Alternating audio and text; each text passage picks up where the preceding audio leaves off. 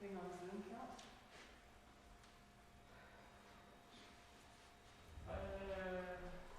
Don't. What? Stuff beyond? Yeah, okay, Mr. so. Chair? No. Call the meeting to order. We get started, I think, because then Zoom does conflict us in like situations, yeah.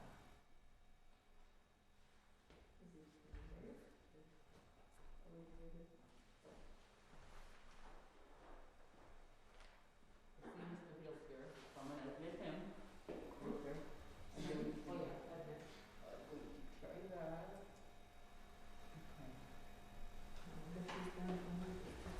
Okay, we're waiting for one more person to connect, Mr. Lunderman. Where's Dave? Hey. Okay, we're waiting, yeah, we've got, Mr. Hill just got on. Dave is still on. Mr. Brushbaker? Dave, are you on? It doesn't look like he's on. Yeah, he came up and now he's gone. So that brings us back down to 3.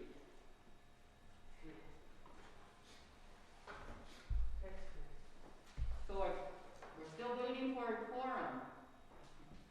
I'm gonna. Yeah, Okay. I thought you were supposed to. That's my fix my mic. I'll block you. Someone's got to block me.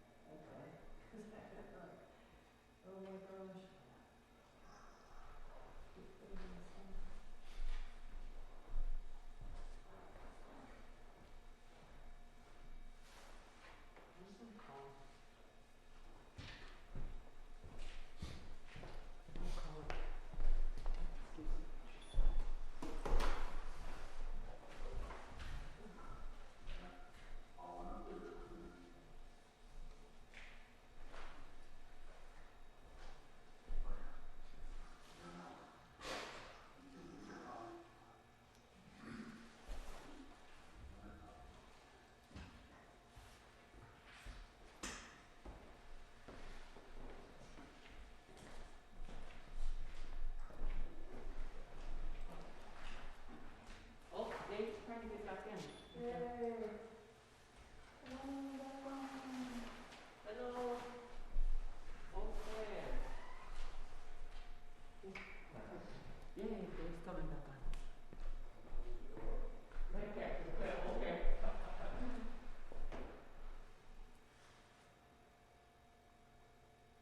Hey, now everybody stay on. Please.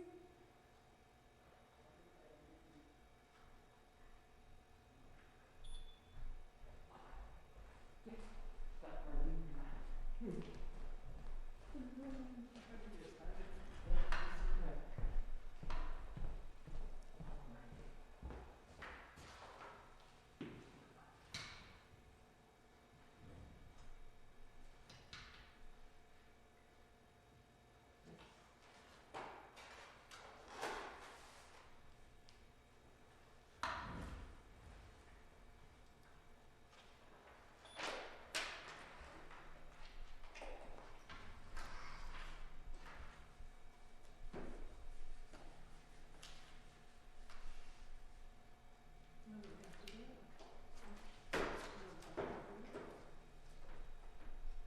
Yep, we have a quorum.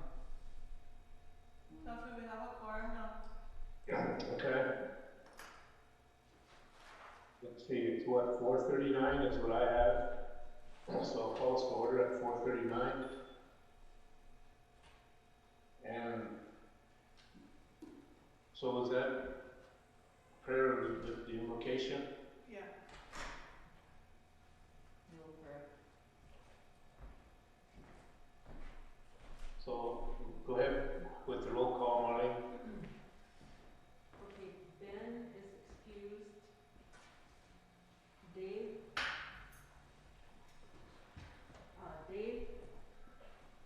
Hang on, Dave. Are you there, Dave? It's on, but We have to hear your, Unmute his mic. unmute your mic. I don't have this number at the top there. Or Oh, do the chat. Okay, make sure your mic's on.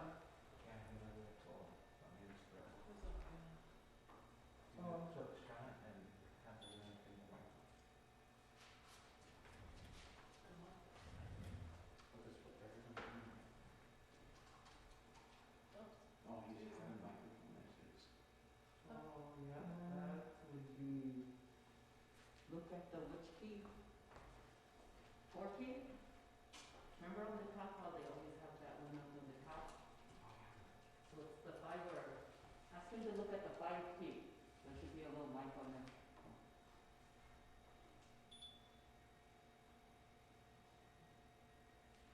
Cause we found that out the hard way. Found that out the hard way. 3 local classes, good here, and it's just that one. I'm supposed to be leaving. That's what I'm trying to call him.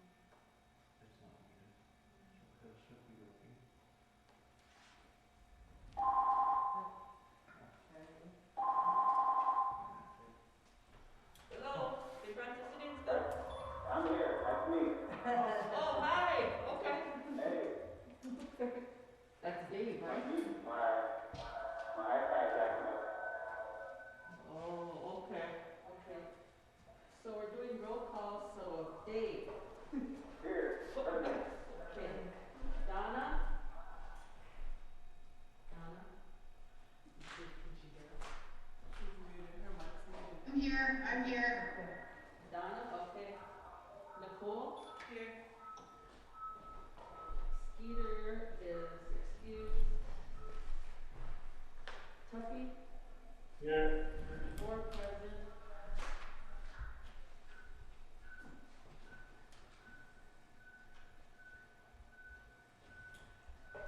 We'll use the Teresa's prayer for the invocation, if that's okay with everybody. Ah. Yeah. That's fine.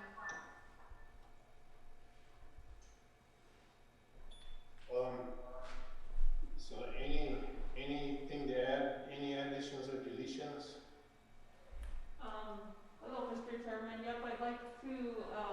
have the nurse here, Miss Jensen, because we're dealing with the vaccination, we thought maybe that the board needs to know what's up about the vaccination process that's going on with the tribe and us as staff. So she's here just to give us a quick overview. Yeah, there's we have people who don't wanna get the vaccine. Huh? They gotta vote on it. They gotta vote on it. Dang it. Sorry. To vote on it. Sophie, this is Clayton. I don't know if you've seen it or not, but I wanted to add on to surplus some vehicles to the agenda. Okay, so we'll make the nurse be 2.11 and the surplus vehicle be 2.12. Okay. Thank you. Sorry. Say that again? 2.11 is the nurse. Then 2.12 is the. Oh, they just moved us all down one, okay.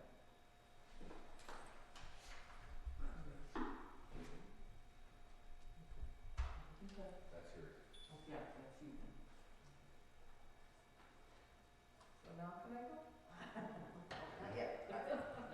Tell me. Chairman, Yeah, are we going to take session today? we probably will, yeah. I have something to discuss. Okay. Thank you. So, if there's nothing else, we'll ask for a motion to approve the agenda.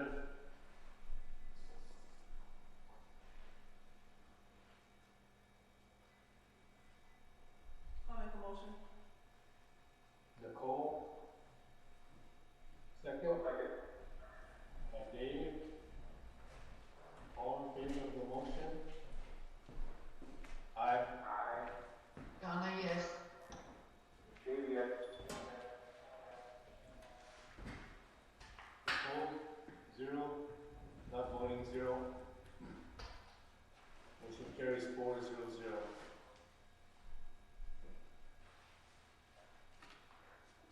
In 1.5, we have approval of the minutes. We got, 3.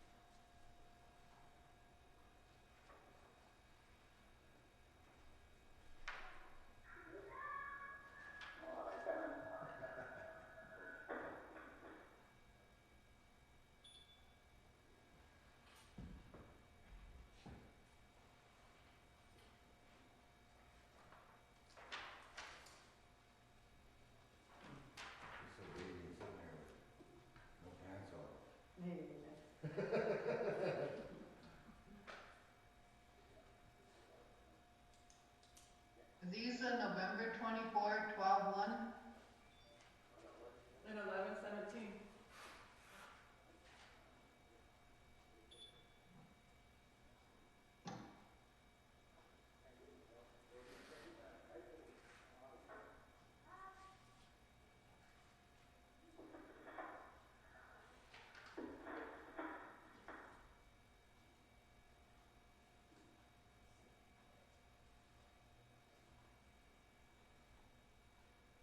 I have a couple comments since, so I've got this as one of the discussion items.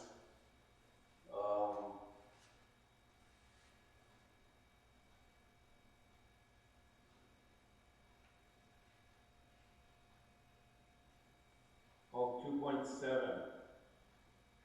And it's in the 24th of the minutes. What was the reasoning or the purpose behind expanding the spending limits for the interim superintendent and the business manager?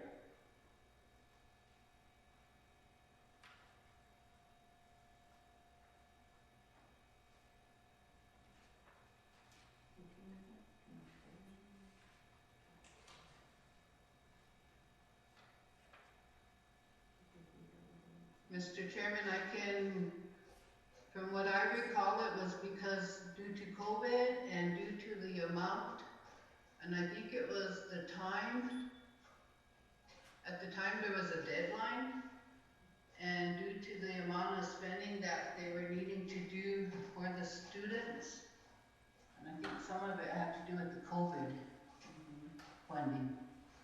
Well, And it was a temporary until, we didn't set a date or anything but that's what I recall from. so what was the, with COVID, what was going on? What was the justification there? Yeah, and I think at one time when, Mr. Chairman, this is Ms. Young, trying to help recall the situation. At the time, I think that we were in need of ordering the filtration system, and the larger COVID products that we needed to purchase before the COVID expiration date is part of what I can remember.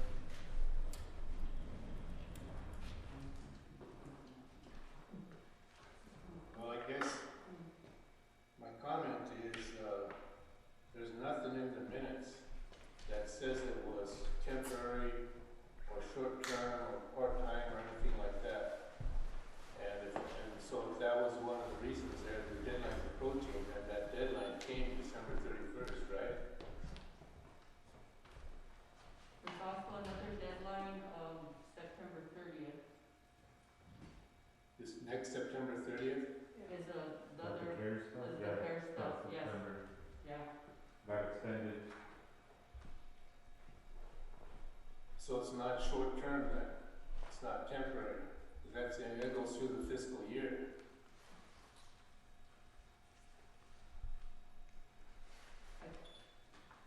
No, at the time there was no extension, there was just a deadline, and it was from the budget report that was presented stating this was the amount of money that we had for on behalf of the children and the amount of purchase orders that was coming in. Well, I think the appropriate thing would have been then to just designate that for those items then. I mean, that, you don't even need to expand anybody's authority. You know, you don't need to amend the policies really, you could just do it on an emergency basis.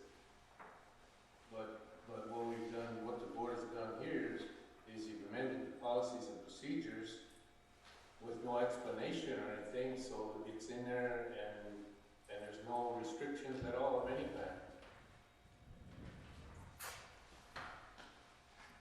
And that's, and you know, regardless, I mean, I just think there needs to be a lot of thought given to these things. That's pretty loose governance there, in my opinion.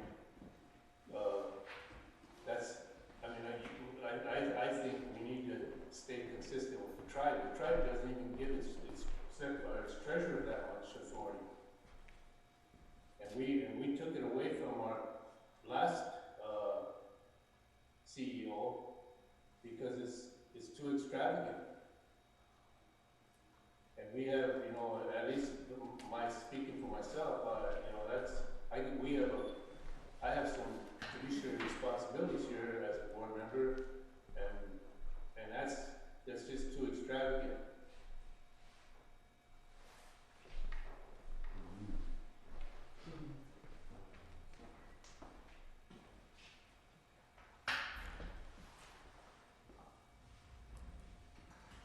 And it could have been limited. I don't know if there's anything else beyond that, but it should have just been limited to those things that you brought up. But it doesn't say that. It could be anything, and you wouldn't even have to go through procurement now to buy a vehicle for $34,999.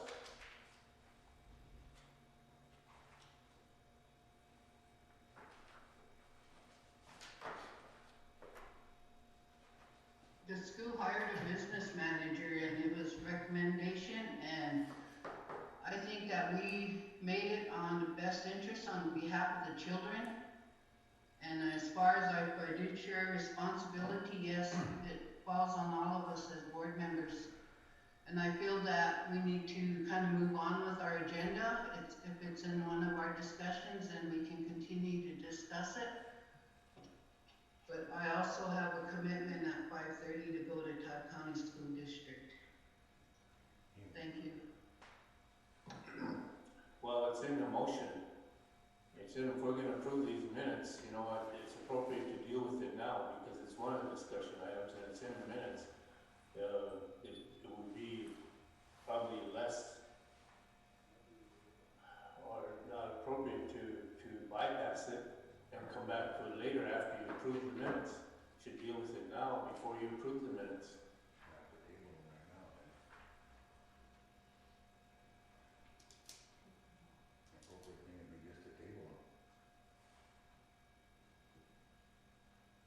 So get it ironed out. Go ahead, Nicole. I'll make a motion to table the minutes. For all of them or just this Yeah. date?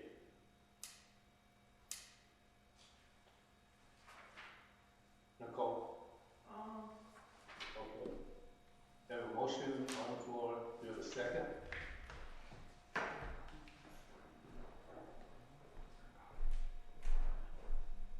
Second. All in favor of the motion? I can make it. No, not yet.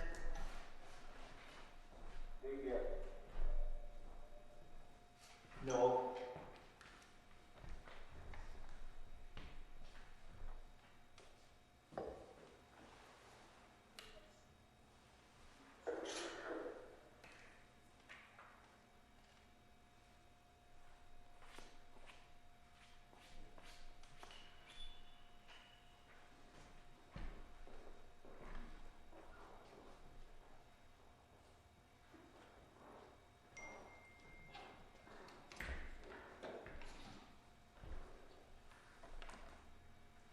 And the reason I vote no is because we haven't resolved anything. We've got a lot of confusion here.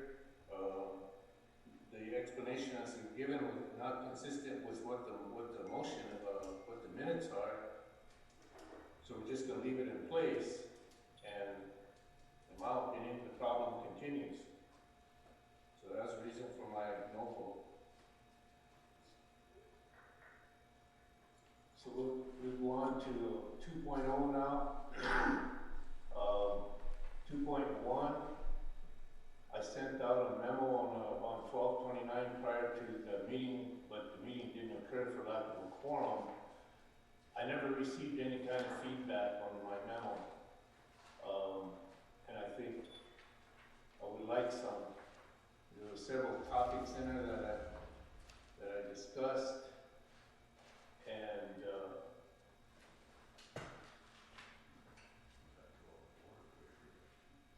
some of those are addressed, you know, in these discussion items here also. That's one of the big issues, and I brought it up as soon as we started this COVID stuff, was communication. I thought I made it clear to the administration and also to board that we need to communicate. I haven't got any kind of communication from the administration. And I've sent out a couple, 3 things, and I don't get any feedback from the board. I hope I'm the only one that's not being talked to. I assume there's communication between board members, but if I'm wrong, I'm wrong. But I can't imagine that we're all just sitting around not communicating, and while all this stuff's going on.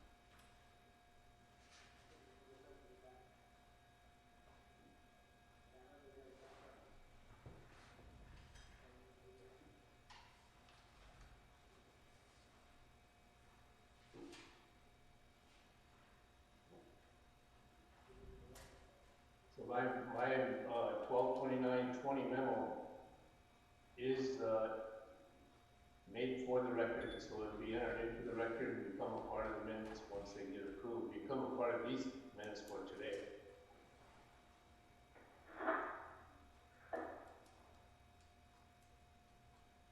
Item 2.2 was a school design institute proposal that I brought up previously. Mr. Archambault proposed it. This proposal is totally innocent. It's money that would help us to, as we go forward, if we're still going forward, I guess this is part of why the communication is so important, because I guess I'm not sure where the board stands now with school improvement, but this proposal would fund some of that, especially the community input, and it would pay for a lot of Mr. Archambault's fees.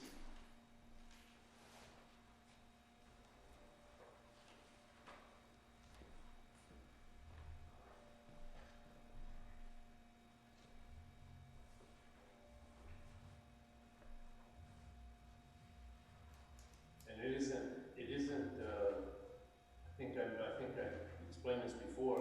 These people aren't going to tell us how to do it. They will work with us and help us put our ideas together and into effect.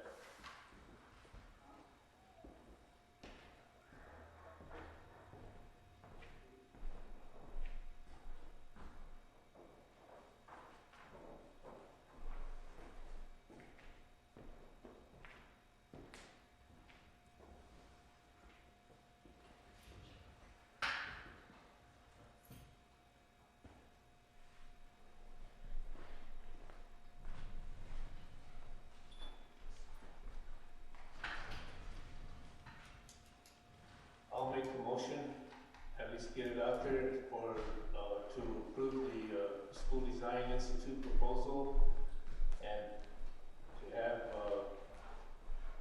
Mr. Archambault be the administrator of the proposal with his speech to come out of the proposal.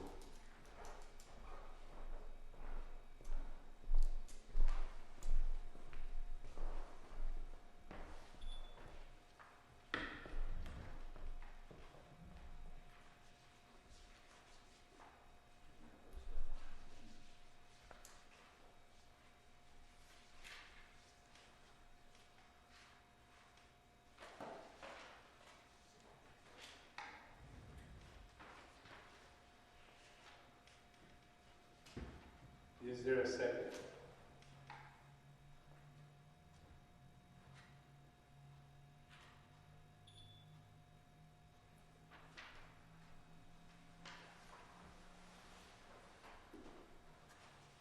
Motion dies for lack of a second. 2.3, the College Student PP Award. As my understanding is, there was 10 students who received that. Is that understanding correct? Correct. Where these 10 names come from? This is Ms. Young, the high school principal, called every student who graduated last year and checked on them. And once she got that information, she called every college that they said they were going to verify that they were in attendance. So this was last year's students. Correct. Why didn't we go back further? By the time the message got to me, it was last year's seniors, so that's where we started with, last year's seniors. If I didn't receive any information, nobody else directed us to go back any further.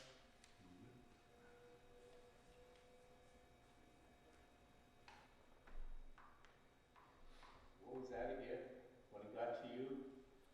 That was the only information that I received, that it was going to be for last year's seniors, and so that's where we started.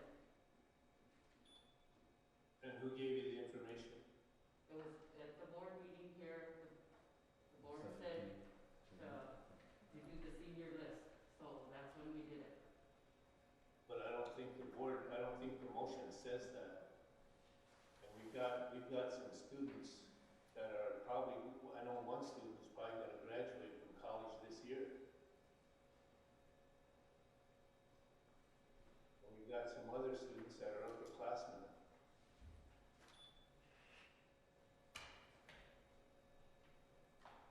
I would say that if that's what we're looking into, we would have to go back to the budget to see where we would get those funds from to even go forth, right, Troy? And that, for that scholarship budget was depleted because of the Because 5,000 that it came out to for those 10 students. that's correct. So we would have to research further back for that. It could, I mean, maybe when it gets to my report, there's an idea that I have that could probably help that, but yeah, there was nothing put in, there wasn't anything that said to look forward, there wasn't anything that said look back, so that'd be something that probably needs to be, brought up Looked and into discussed. maybe Yeah, with more criteria, Yeah. because once we go down that route, we may wanna go. and if it's gonna continue year after year to everyone's graduated college or whatnot, then it's gonna, should have a pretty good discussion about it, I think. So maybe we could go with the last year seniors and continue to research. If need be, if that's what the board directs us to do, then we could work together to do that.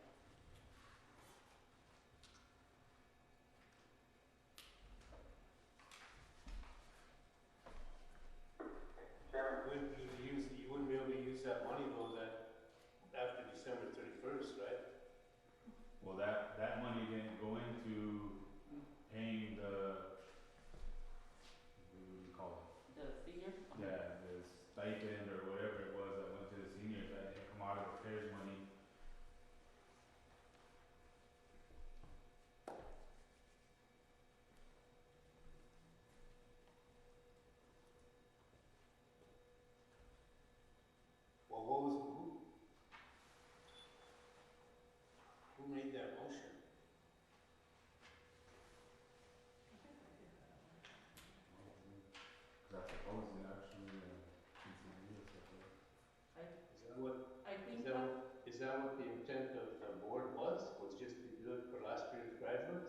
high school graduates?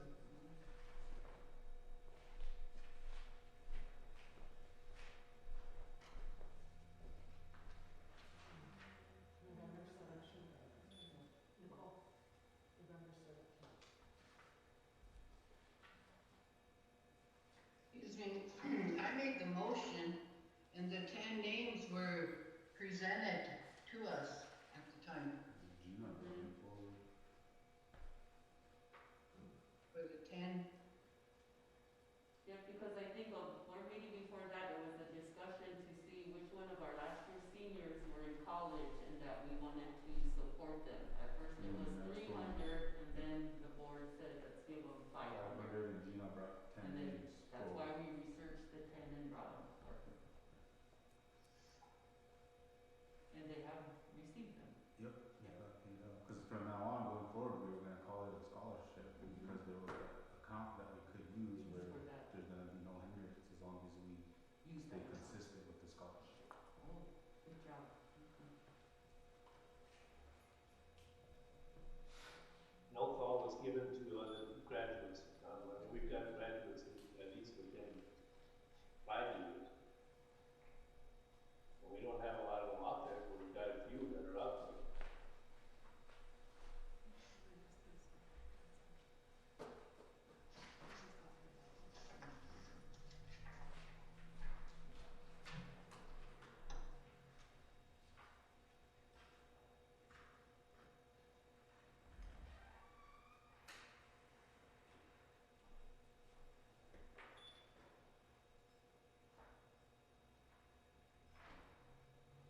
So are there funds that might be available to look at those that are upper class people or are beyond the freshman year in college? I think we'd have to identify and get a number on what to look for first.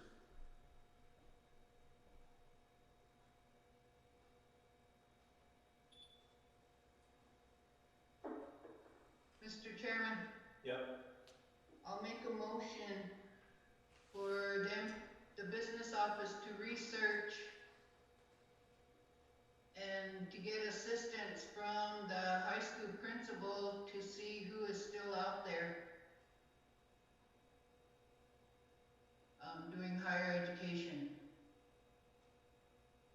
at the same amount after the research, I guess.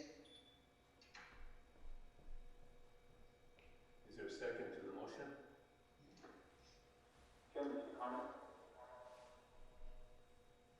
Hello? Just a comment. Go ahead. I'm in favor of upping what we're gonna need to cap it, because I don't think we're gonna end up going to Blue Cross. You have one, you have all of them, just to be fair and consistent. And on reservation or off reservation, a lot of students or former graduates. I think student to freshman year helps them stay in study show, you get through your freshman year, you're more successful at state. Thank you. I personally don't think it needs to be And then like how far back are you gonna go? exactly. Because I graduated from here in high school. I think I- for the I initially graduating seniors for the next year. Simple. I initially brought this up and I wasn't gonna be at the meeting, so I'm pretty sure I text Skeeter and asked him to present it. And I did mention in there that to do on and off reservation, because those that are going to St. English go off on reservation, they're already being helped also locally. So the off reservation ones, you know, they have more expense out there than the on reservation ones do. So it must not have been, I don't know how it was presented. But the intent, my intent was, you know, for anybody that's graduated, you know, to support our graduates who are out there who are battling through the pandemic and still working hard.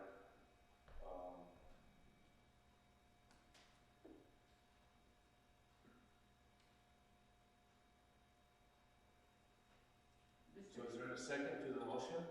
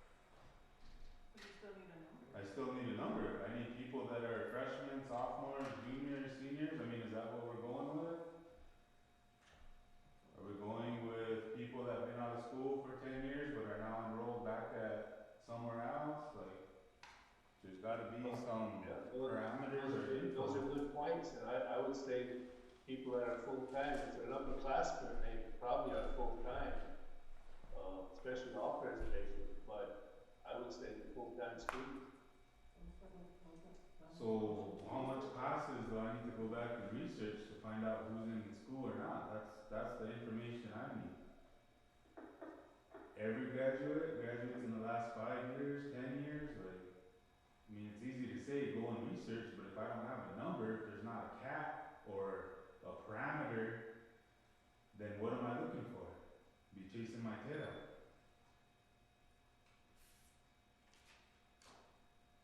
I agree with you.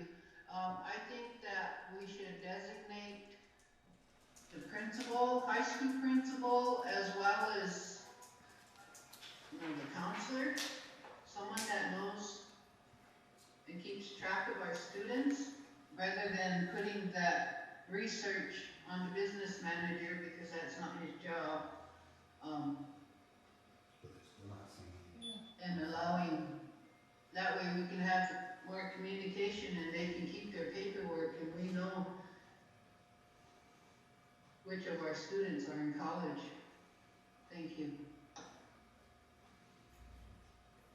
Yeah, that's, and I'm hoping, you know, we have a record of graduates, but I don't know how much follow-up we do on them once they get into college. You know, I had this, again, I brought this up last September, and I think, Teresa, you were supposed to go back and talk to,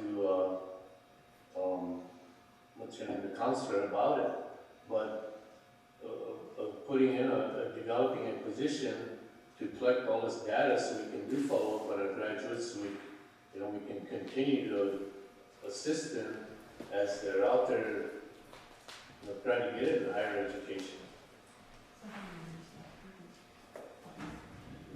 We average about 45 graduates per year. 10 years? I would say 5 years back right now from this year. Because if you did the same 10, so then they stay in school, they're gonna get it again next year, plus whoever's enrolled this year. So you're looking at 35,000 spent, not including who's gonna be there. Then you have, I know a few offhand that are still in school, that'll be juniors or seniors next year. So just off of looking at 5 years, you're probably already at $15,000. And also on top of it, because it is a good thing, but also on top of it, for us to get that information for that 10, that took us a long time because nobody is in their offices. So you are on animated calls.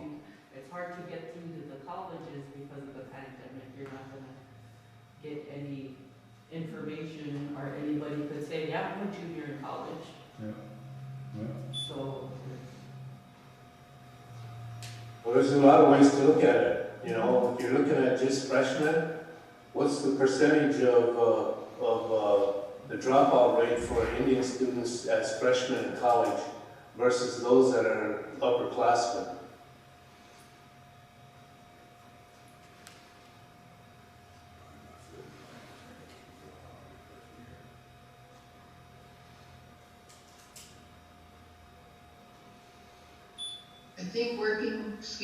I think working with Dallas Bottatel at Tribal Ed will probably have some numbers for our students also, and that's the higher ed department. Yeah, they're a research for a resource, you know, for the research. And I remember back in September when we did have this discussion, and it was relating to our person who coordinates our data. And I did tell her to pull that together, and that is in our report card, our school report card. So after more conversation and speaking, Ms. Barr-Paquin may have that data for us to start with and to start researching. So after the motion, I could follow through and work with Ms. Gina and Ms. Barr for some initial data that would go along with our school report card, our dropout rate, our cohort rate, all of that data is in NACIS. We just need to extract it, and I can bring it forth at the next meeting.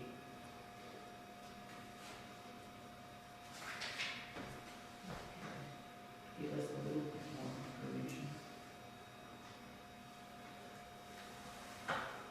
once we get the data according to the motion, then we can look at it and then move on from there and see if we can afford the award. I can bring that information to the next meeting, all in, by freshen and by everything by number, something. Cause right off the top, there's that ceremony, and that's what that's for, the scholarship. And we have to. Yep, and there's a pretty good amount in there, so it's just a matter of getting a number and figuring it out. Yeah. We'll gather the data and bring it here. Okay. So maybe we can just add a note to the record that the motion is to get the data for further review. How much years though, you know, it's like, And how many years? go back 5 years, or how far back?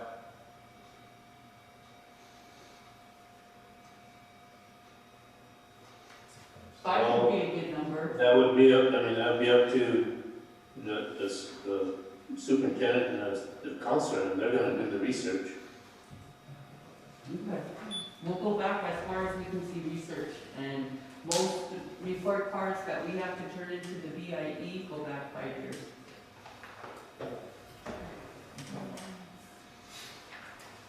I'll amend my motion to say 5 years.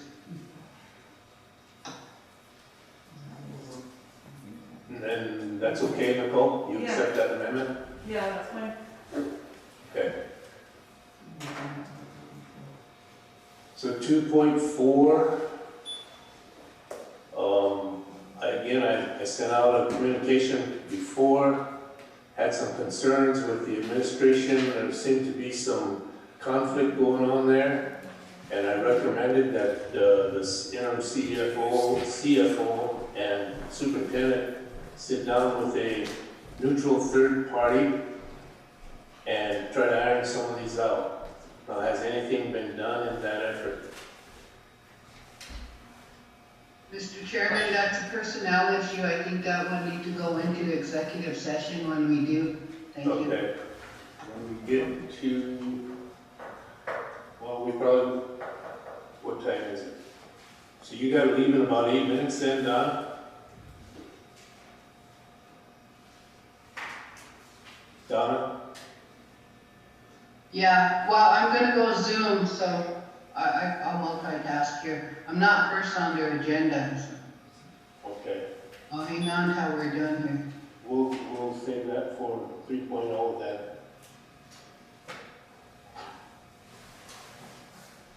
Also, 2.5, 2.6, the interim superintendent search. Now, I seen in the minutes, there was a motion where that was put under, the board administrative assistant. Correct? Yeah. Correct. I think I made that motion also. I think,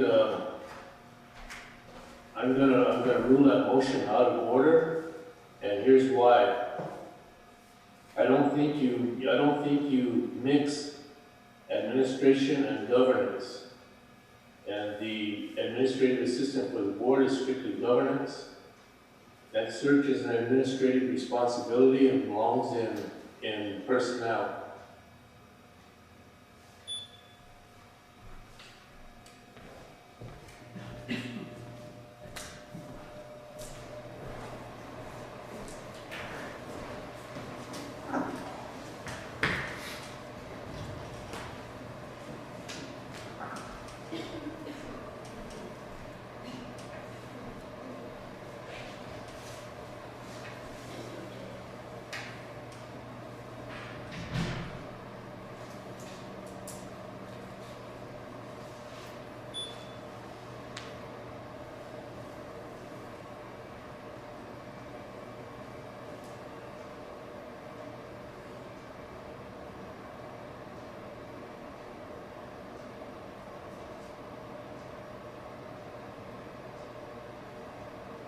I'd like to explain the rationale to that was because there's some upcoming, or the upcoming audit that's happening right now, and we wanted the human resource to take care of what needed to be done, the backgrounds, and to prepare for the audit that was coming up. That was part of the rationale. But the search is gonna go on. We're not looking for somebody immediately. Now it's been moved back to the fall for that person to come on in the fall.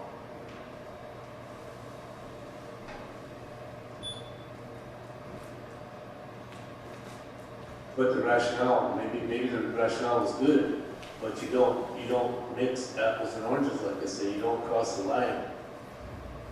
The board is governance.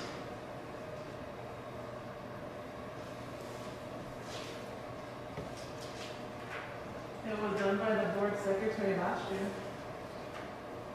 Well, there's been a lot of things done in the past that weren't kosher, but, I've raised those issues a lot of times and it didn't get anywhere, so as I said, as long as I'm chairman here, we're gonna try to play everything by the rules pretty much. There was a lot of things, for example, the whole organizational chart, when I first came on here, they had the superintendent, or they had the principals under the supervision of the curriculum specialist. And the bylaws specifically say that the superintendent supervises the principals. And yet, I brought it up in October, nothing happened. In March, I finally made a motion. The motion died for lack of a second. It went on the whole year that way. And when you come right down to it, any evaluation that curriculum specialist did with those principals was irrelevant. So just because things are done one way, it doesn't mean it's the correct way.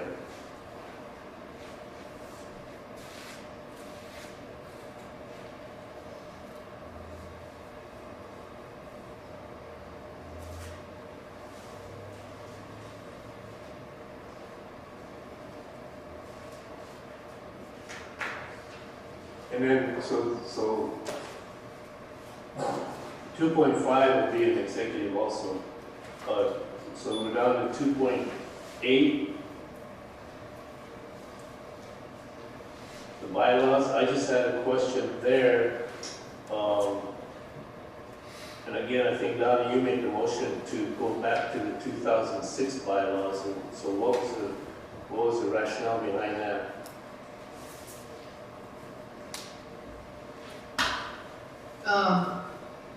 On the website is a set of bylaws. There's 3 sets of bylaws, and one set is incomplete, one set is written, you guys have all your bylaws, you probably see the difference between them, but one set is incomplete. We need to go back, and we did have we were supposed to have a special meeting in regards to the bylaws, so then I would like to probably still have that meeting, and then I can explain.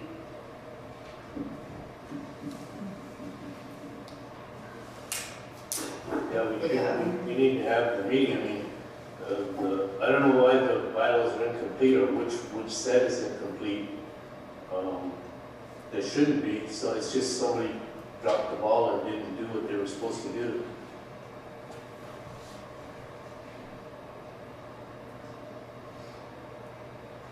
Because the bylaws were amended, so those amendments were still in place. But apparently now all of those, so basically there are no bylaws that are incomplete or anything. The 2006 set are the bylaws, so that's what you put on the website, because that's what was done.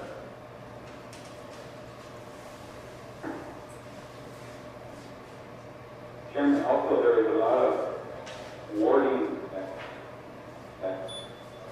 how to word it, kind of favor or look for the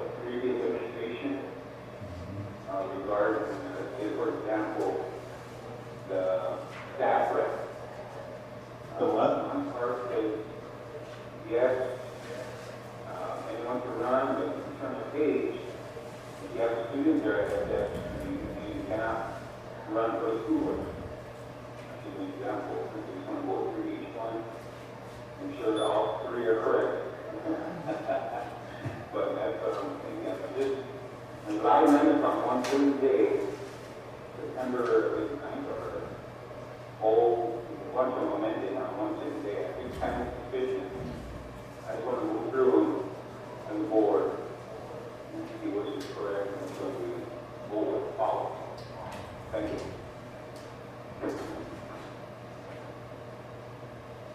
The intention was to go back to the bylaws that after we had reviewed and accepted the bylaws with the revisions on there. It wasn't to be forever, it's just we needed to go through them. It's also a question that they have down at Tribal Ed that, you know, which bylaws are we using and which bylaws got approved through the Tribal Council. And researching the minutes, none of them have been approved yet through Tribal Council. Ours been through Tribal Ed. I agree.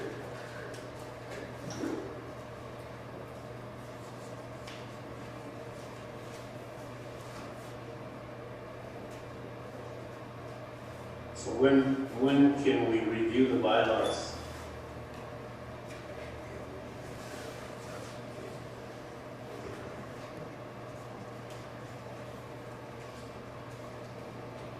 I'm open for any date, as long as it's at 4 o'clock, those work fine for me.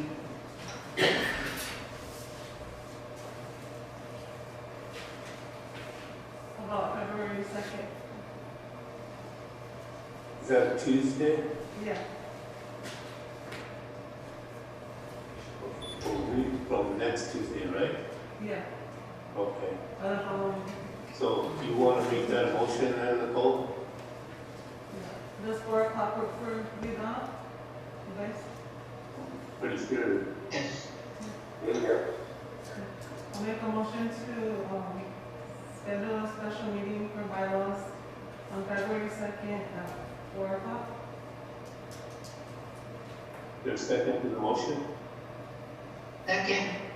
Second by Donna, all in favor of the motion? Yes. Yes. Four, Yes. 4 in favor, 0 opposed, 0 not voting. Is Mr. Hill on or no? Or who's gonna do the interim CFO report? I'm on. Can you hear me? Oh, okay, you're on. I didn't see you, okay. So 2.9, you're up, Mr. CFO. Okay, presently we're getting ready for not only the audit, which the auditors will be here on Monday. There will be 2, we've got a room for them, we've got them all set up. And we did a preliminary audit plan that they wanted for documentation. So we have completed that, and that has been sent to the auditors. So they haven't come back with anything new. So, but hopefully by the end of the week they'll come back with something that they say we've missed or something else like that. One of the more important items, most important, is that we will be going through a BIE review again, probably in February or March. There's been a change in personnel within BIE, in that Robert White-Eyes is now basically our consultant. So he's the one that has alerted me that there's a review coming up in the near future. We don't have that time frame for him, but in a written report, I laid out some of the things that we'll be doing a mock review on prior to their getting here. And I assume that they'll be doing another fiscal review. There are some things that we haven't had a chance to do on that fiscal review, and that was to close out procedures and job descriptions. But we might be able to do that within the next week or 2 weeks, or possibly 3 weeks. And there are usually 1 sentence or 2 sentences that will be put into job descriptions, but also the accounting policy will have to change at the same time to reflect those changes. we have found an individual that we've been working with, that there's a possibility that the school can get a PPE under the COVID, new COVID. And I gave them some preliminary information, 166 employees, and somewhere around the average of $40,000 on average per salary. I got that information here somewhere, but right now I can't, I don't see that information available. But he said it sounds like, and we also sent our 501c3 status to this individual. His name is Bruce Jones. He has talked to the board, I think it was back in August. But he'll be sending us an application, and he said we're probably eligible for somewhere between $1 million and $2 million. Now, whether we will use all that money or not depends on us. We have to use it within 7 months.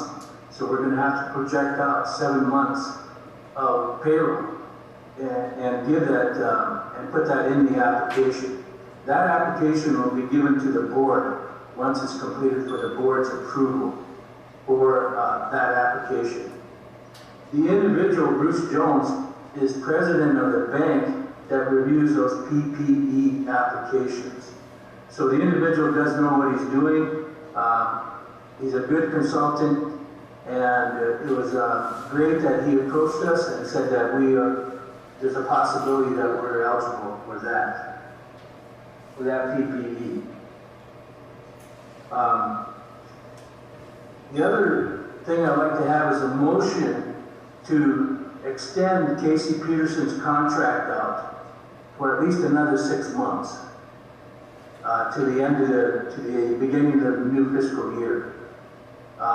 The staff have been, I think Nikki has been on board since February last year, and the staff has relied on her considerably on her advice, and has run a lot of stuff through her for accounting advice. So she has been a real good person to have on our staff, an additional person. So I'd like to have the board approve an extension of the contract for at least another year. We're going to try to do stuff with ourselves with the staff we have, but it's taken a little while to hire people on the staff. It has been, we will be looking for a new accountant. I think we're going to have interviews this week with 2 individuals, I believe. One individual hasn't. She sent a resume and everything in. She's short on some stuff, but we're hoping that individual will be hired. So that would really help with that additional hand, that additional accountant in the department. Other than that, that's about it. But we're hoping that the audit goes well. I think our preparations have been good, and with the BIE review, would have to be done simultaneously, the preparation for that also. So we're looking at the next two months at least, very, very strenuous work. And I have to commend the business office staff.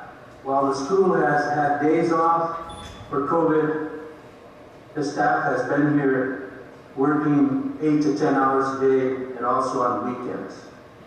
So I have to give special accolades to the accounting staff for working here real diligently, doing the job that the school requires in finance. So I want to give a shout out to my staff and to our staff, the school staff, on doing such a great job on payroll, accounts payable, purchase orders, everything that has come forward. They have been real strong in being here every day with all the COVID scares and all the periods that we've had to be isolated. We're still here. We're still working with the school diligently on a daily basis, 8 to 10 hours a day. So I have to hand it to my staff.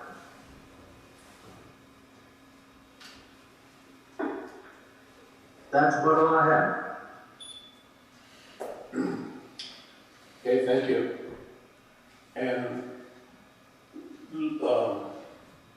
so Marty, please note in the record that Mr. Hill, laid accolades on his staff.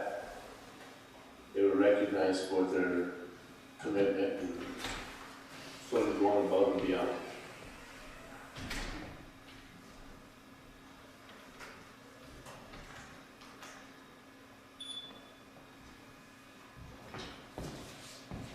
So, Mr. Lunderman, you got a report? Yep, I sent the email out, some of this stuff is in there. So you look at the one I wanna tackle first is the Ameriprise Financial. I spoke with John Pocha, he's the guy that handles our account. And so this is the account that probably deals with what we're talking about on the scholarship stuff. And right now, it's matured, it's liquid. His biggest question, because there was rules that were attached to this, and I haven't found anything. There was a file. It might be over in the old gym, I was told. It might be on someone's computer. Nobody really knows. But he is looking, because I know when I brought this, I think back end of November, I think the board asked for him to kind of do some projections or what he can do with his money, reinvesting it. He needs to know if there was any rules as far as risk attached to it, and if there is, there's really no point in doing a projection because it'll just sit where it has been. So that's first and foremost, is finding that information out. Right now, as it sits, it's real conservative. I think it's operating at 0.5% as far as interest. It is liquid. But he just needs that information so that he can put together a proposal to bring to the board and show. With that, there's also a fixed annuity that can be added and can't be touched until 2037. But that annuity every March kicks out $20,506 for the school. And I guess there was two things that the Cerro money could be used for. It was for scholarships and for capital improvements, to my understanding.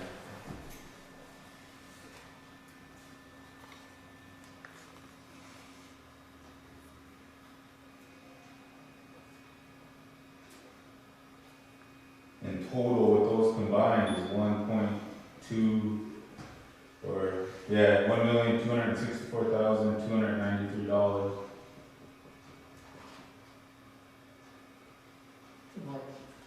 Chunk of change, I mean, it's a lot. I have a question too.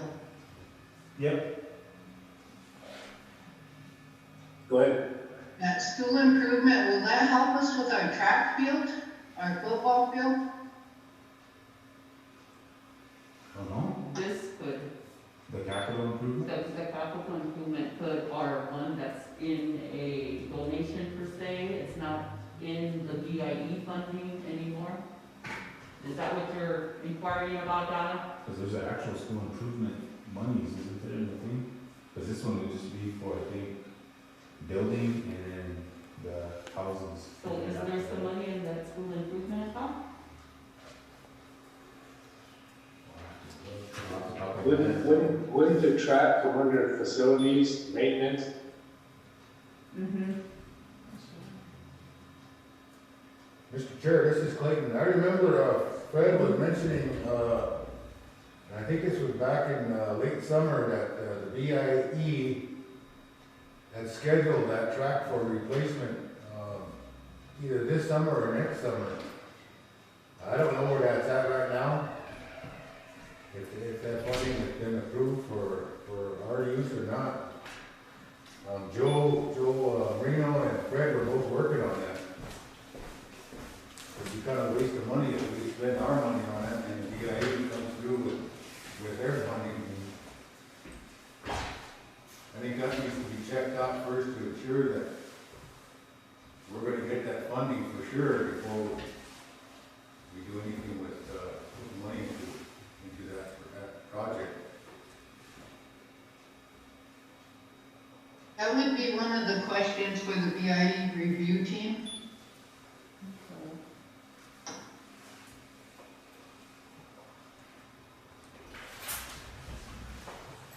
Mr. Chairman, Okay. Yeah. Sunny Hill. We had a discussion back on August or September on that project. I think it was a track, and a set of improvements. And I think at that time with Roger Croweagle, I think there was a contract that the tribe had received to do that work. And I don't know if you remember that, but, I think Mr. Croweagle was supposed to work with the tribe on that contract. I think that was a contract for that project, if I remember right.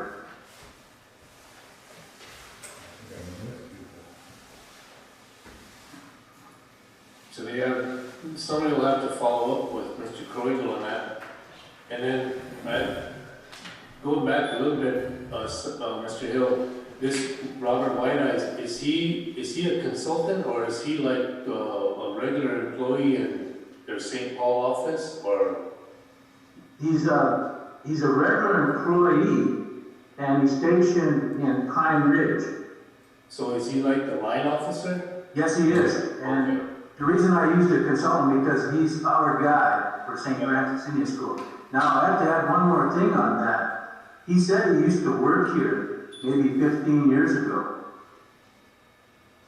Yeah, I know who he is. Okay. I'm just trying to clear, so he's the line officer, so yeah, he would be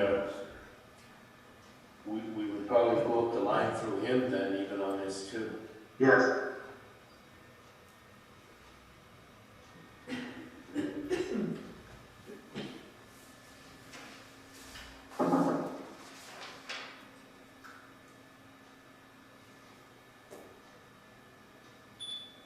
But continue, Mr. Underman. So I guess with that is once I figure out the rules, if there's any attached or not, do I need to bring that back to the board, or can I contact Mr. John and tell him to go ahead with what he was gonna bring to the board?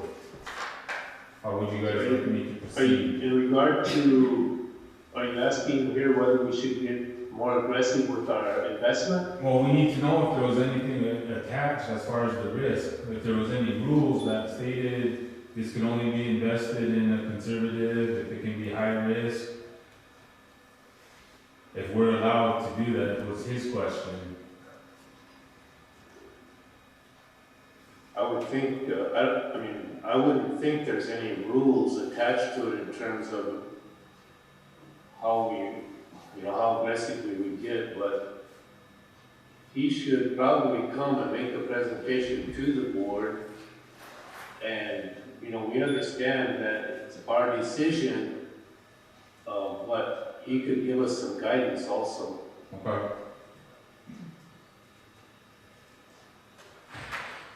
I thought he was gonna have him zoom in anyways, huh? Yeah, but he wanted to wait until he got, because like you said, if there was anything attached, and there was no point in doing a projection, because it would stay as is. Well, I think if there was anything attached like that, his company would have it with the initial investment. That's what I brought up too, and they don't know on their side either. When this happened, I guess none of the employees, when this money came in, are no longer there. We did try to contact some former employees, but we didn't get anywhere as well. So that's just a question you wanted me to bring back to the board, but I'll proceed with it. Next would just be, I need access to the banks, to the accounts. I don't have any access at Security First. I'm actually not on anything for the Ameriprise. And our Wells Fargo accounts were not closed. We actually owe a $3,000 bill, basically for services monthly because the accounts were closed. So in order to close them, I have to be on those accounts as well, too.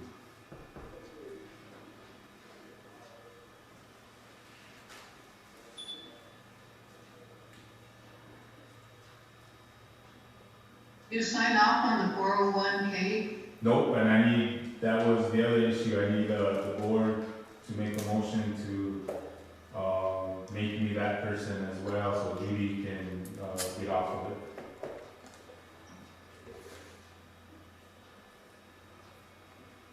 And I think at one time I was a signer, so I don't know if I've been taken off that For the 401, for the, 401. because I've signed a couple. At one time when I was acting CEO, that was assigned to me before, and I don't know if that motion took me off or took me on, or where that stands, and Yeah, and in order to get on, I need the minutes for the approval. I think we could make a motion to give you temporary authority to close those accounts, and then that authority terminates as soon as that action is taken care of. Is that, Well, do I not need to be on the Security First bank accounts or any of the other accounts? well, you might have to, you know, but I mean, in terms of getting you there, we would give you that. So I think we could tell the bank that's, you know, for that purpose.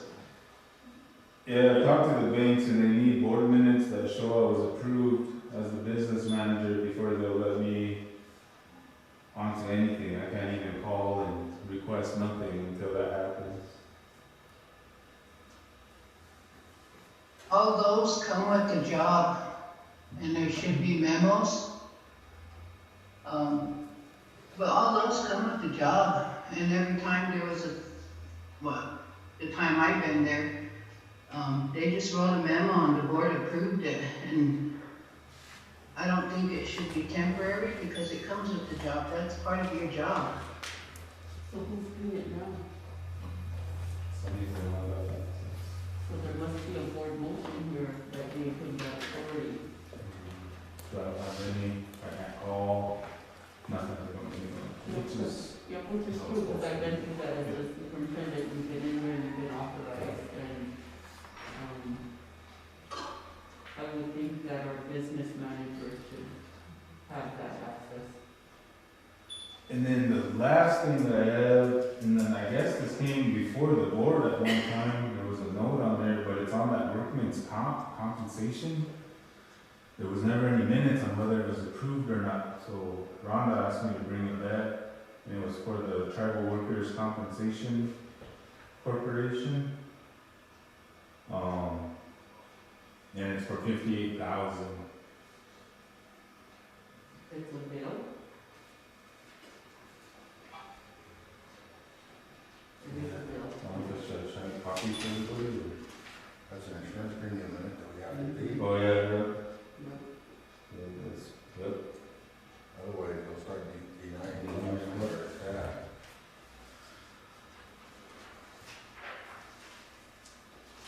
So that'll need to be approved by the board.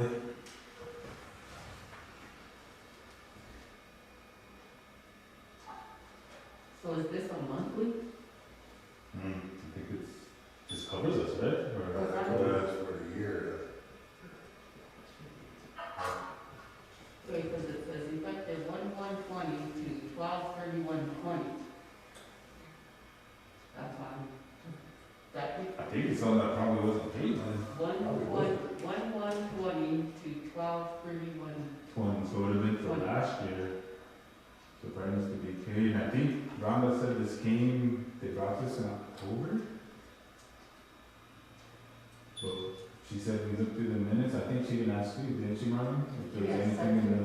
I couldn't find it. Yeah, so we don't think it was ever decided upon, because I went through, with Eileen, it went back from October to November, and we couldn't find anything either, so. And just with the amount, it was, we need to bring it to the board, but I don't think it was, I think it's outstanding from last year. I would say we need to go back to the initial application and see what's on the amount that brought this to us. Because like, this is a bill, right? But where's the initial start of the cost? Which is probably in payroll, Okay. is where you should look. Get that information and bring it back. That's what I would suggest, Because it just because said it's, estimated billing on here, yeah, and so it's kind of like, Could be, Yeah. okay. so if we're thinking it's monthly, then there's gotta be that initial altogether application so we can see when these costs are coming. That's what I would assume, but that's the board. Fair enough, we can do that. yeah, because then we meet next Wednesday, so. Yeah, but that might be a good place to start. I know they switched this company when they switched all of our insurance, And that happened in the summer. yeah. That happened in the June summer. or July, wasn't it? Yep, and I think it happened right out of transition from me to Mr. Portal? in between to you and then Provigo. Oh, That's when that happened, that month. So I would start there. So Fair we, enough. so we know what we're paying for. Yeah. So what are the motions that you need then? You need one to be added to the security first. American Airlines. yeah, to all of our banking. And then that should probably be added to your job description too, so it's clear. Should be. I think it was strictly because of, when Sunny came on. And then the loan signature. For, Okay, okay. yeah, Because those two. I think I'm the last name on there. And I was just asked to sign one, I don't know, a month ago, because I'm still on there, Okay. which Yeah, could just still those be two. on there. I could still be on there too. You which probably is- are, because I Yeah. don't think there's been any change. Okay, so that's probably something to keep moving positive, but your name should be added too. So you wanna word the motion, or does anybody have a motion? And I don't think it should be you specifically, it should be business manager. Yeah. Yeah, position. To all access to all financial institutions. Yep. And 401k. Yep. Did you get that one? I'll make the motion. Second to the motion?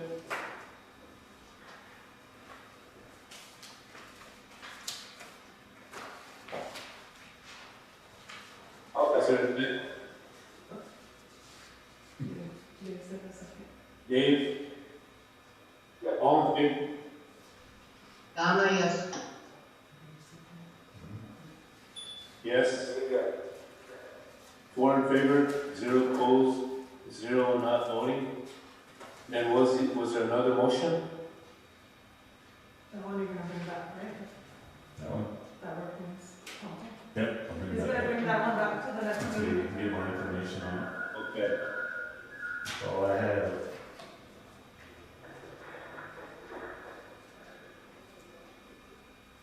Is that it? Any Yep. other report? That's all I have. Thank you. Yeah. For you, Bruce. So we're down to 2.10, interim superintendent report. This is good. Yeah. Okay, I'm just gonna do a recap because everybody would know. This is from December 18th, and I know it's been in everybody's hands. A lot of that information on there has already been through. But I do want to just talk to us a little bit about today's leadership call with Ms. Sosi, and just touch on a few things that she relayed to us that are coming up due. One of the first things that was addressed, that there's going to be some virtual ISEP reviews. And we know that that's the ISEP, that's where we get our funding from, the completion of the things in our files. So they're gonna do that virtually. There are 33 schools that have been selected. And so we should be, if we get selected for one of the ISEP reviews, we'll get a letter in the mail. So, that's one of the big things that they're pushing. This is another thing that, I want to bring up, and then at the next meeting, I can bring a plan and you can address it more clearly. Just like the waivers that we had to apply for transportation and count week, there is also now in place to see if we want to put forth, a waiver for our WIDA assessments and our assessments that we do in the spring. So, I went through, that was just addressed to us today to prepare what we had to last time that matched up to our reopening plan, and then I had to do a letter to, Adjournment. So I'm asking that I will bring that forth to the next meeting to decide if the school wants to take a waiver on the assessments for this year. Which we do, and we'll put the rationale on there for you guys to help us decide that. There's going to be some consultations that the BIE wants us to participate, because what they're trying to do is do some school mascot name changes, of course, because of the situation and racism. So they're relooking at mascot names for schools, so they want us to be a part of consultation on that. There's going to start being some consultations on the ISEP for transportation. That's going to start coming out, so that those kinds of webinars will shoot out that information and participate in those things. The next big thing is the vaccine, the vaccination process. We do have the school nurse here, so I'll go quick to get my part done. But Ms. Sosi is requesting, and from the tribal leaders meeting this morning, is that there should be some kind of board policy. Because then that will have to be also sent to Ms. Sosi, that gets added into our reopening plan. So we'll find research for you guys for that. Let's see. One of the major things here that I wanted to let you know that we are going to do, the CARES spending plan modifications have been extended, which is a good thing for us. The new deadline for our CARES spending plan is January 30th. And I do know that the educational funding portion, due to our attendance and due to our data, we need to make changes with the COVID money we have left to see if we can improve our educational process. So at the next meeting, I hope to get an accurate number of the COVID money that is remaining in certain budget line items that we can use to change the educational process that we're doing now, to enhance it, to upgrade it, to make some changes at semester time. So we have a committee of teachers, K-12, and the FACE program to see if we can bring a new plan in to modify some of our funding, to tweak some of our activities that have not been working. Okay. The last thing is just the COVID stuff. We do need to prepare for a policy according to Ms. Sosi, so we'll work on that and bring that back and get that done. And the last thing that I just wanted to touch base with is, because of our new presidency, what we were told today, that all of the letters to Sweeney, she chose not to do any of the waivers because it was so close to the turnover of the presidency. So remember, we did the waiver, we did the resolution, we did the letter asking for that waiver. We were told today that it is going to get turned over to the new incoming person. So they're quite hopeful that the application for the waivers will get accepted. But as of right now today, nobody's waivers have been accepted because of the turnover in the presidency.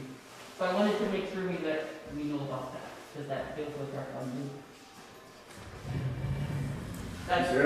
Is there a name for the Secretary of Education that he's recommending? I knew the name and it slipped my mind. I don't think he did that yet. I didn't think he did that yet. I was getting him mixed up with, getting it mixed up with he named that woman as that woman, the Native American woman, was the, Attorney Interior, yes, yeah. Deb Holland. Yeah, so, Ms. Sosi and all the people on the conference call were pretty happy that the new person he was gonna select would be beneficial to Indian country. I'm just gonna say it, I'm just gonna say it. So that was a good call today. And so I just wanted to bring those are the last updates to my report.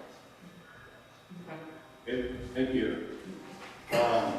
Can we get a motion to approve those 3 reports? CFO, business manager, and superintendent. I'll make a motion. Motion by Nicole, do we have a second?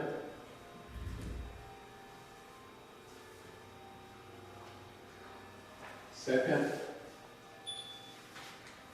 I'll second. Second by Dave. All in favor? Yes. Yes. Yes. 4, 0 opposed, and 0 not voting. What's paper here? 2.11 is the school nurse. Good evening, board and superintendent and everybody else.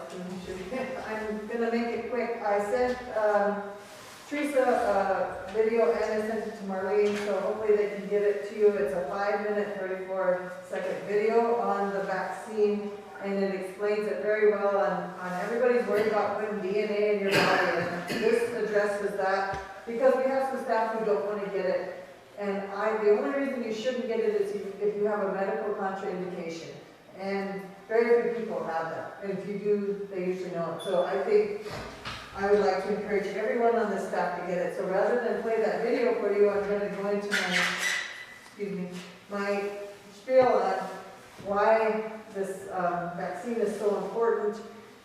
And the video will go into that, but I really, if staff have questions, please have them reach out to me at my cell phone number. I gave it to everybody when I got here. You can give it to anybody. I answer my phone at night, and if I don't, I'll call you back. Now, the other thing is, there's a big group that are not being vaccinated, our children. And so I want to go into that very briefly on why a vaccine is not, why we still need to wear our masks, why we still need to social distance, why we have to be careful when we start to bring students back in. And we need to do it, very deliberately and very carefully. But so no vaccine is 100% effective, not even this one. It's good, but it's not. The other thing is vaccines don't provide immediate protection. Like those of us that got our first shot, that gives us 50% protection. The next one will get us up into the 90s, but still, it's not 100%. And the vaccines do not prevent you from spreading the virus. They prevent you from getting it. So you can get it, have it in your nose, and your body will attack it, but that doesn't mean I could spread it to Marlene if she didn't get her shot. Or I can spread it to a child who there's not a vaccine out for kids yet. So that's another reason. And then another reason to wear a mask. And people with immunocompromised, that are immunocompromised, like cancer patients, people who have things that compromise their immune system, people that are on some medications that compromise their immune system. Anyway, those people will not be fully protected. So that's why we still have to wear a mask.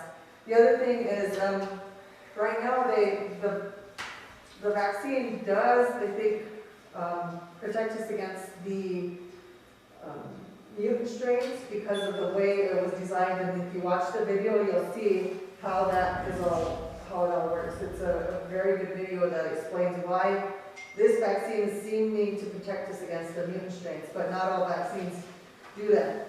The other thing is, when we're bringing kids back, it takes time to achieve that herd immunity, and we can't achieve that herd immunity without our kids being vaccinated. So until they get a vaccine that's going to take care of our kids, we will not truly reach herd immunity, because you need 60 to 70% of your population to get vaccinated, to get that. And how much of our population are children? So that all needs to be taken into account. I want the kids back in these seats. Believe me, I had to trying to teach my grandson, and I was pulling my hair out, so, and he's only 6, or now he's 7, but, you know, that was easy stuff, but I couldn't. So I really feel for these parents, and I want the kids back here too. But I don't want to lose any more people, relatives, friends to this virus. And we've lost 400,000 people. That's more than the war. You know, it's like people, I don't know why they aren't taking this seriously. I pray with the new administration that things will start happening in a better way. But so, we don't know how long these vaccines will last. That's the other thing. So we still have to be careful, we still have to be vigilant, we still have to wear a mask, even though, like, I got the shot, I still wear my mask. When I get the second shot, I'm still gonna wear my mask until our numbers get down to where we don't, or they say it's safe to go about without them. So that's my little spiel, and please encourage anybody to call me that has questions, because we need to all get vaccinated if we can. And then we need to be very careful when we start to bring kids back. And I'm all for it, but let's be careful about it. Any questions? Is there a vaccine on the horizon for kids? I believe there is, but you know they're gonna make sure they have all their ducks in a row before they do that, because when you start messing with people's kids, then there's gonna be lots of press about They're it. just starting clinical trials on 16 to 19-year-olds Yeah. this week. So, They're asking for volunteers.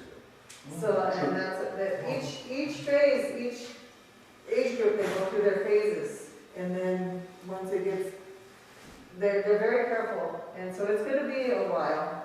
I would say it may be another year before all our kids there's a vaccine. I mean, I'm hopeful it will take that much time, but I think we need to be ready in case it does.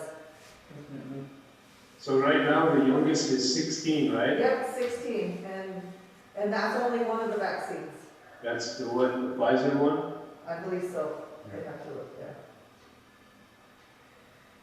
yeah, so just bear with us, and everybody, I mean, Mr. Hill was praising his staff. I think all of our staff need to be commended for doing, great job and all working around this, because this is not easy for any of us. So I appreciate all of you, and please give my number to anybody who wants it. I'd be happy to talk to, especially the people who don't want the vaccine. And you guys, please watch the video when you get a minute. It will really help you understand how this vaccine, when people are saying, oh, you're putting DNA, you're changing the DNA, and I'm like, well, if you eat, like you cut yourself and get lemon juice in your finger, you're getting DNA in there, the lemon. You don't turn into a lemon. I'm sorry. Yeah. Okay.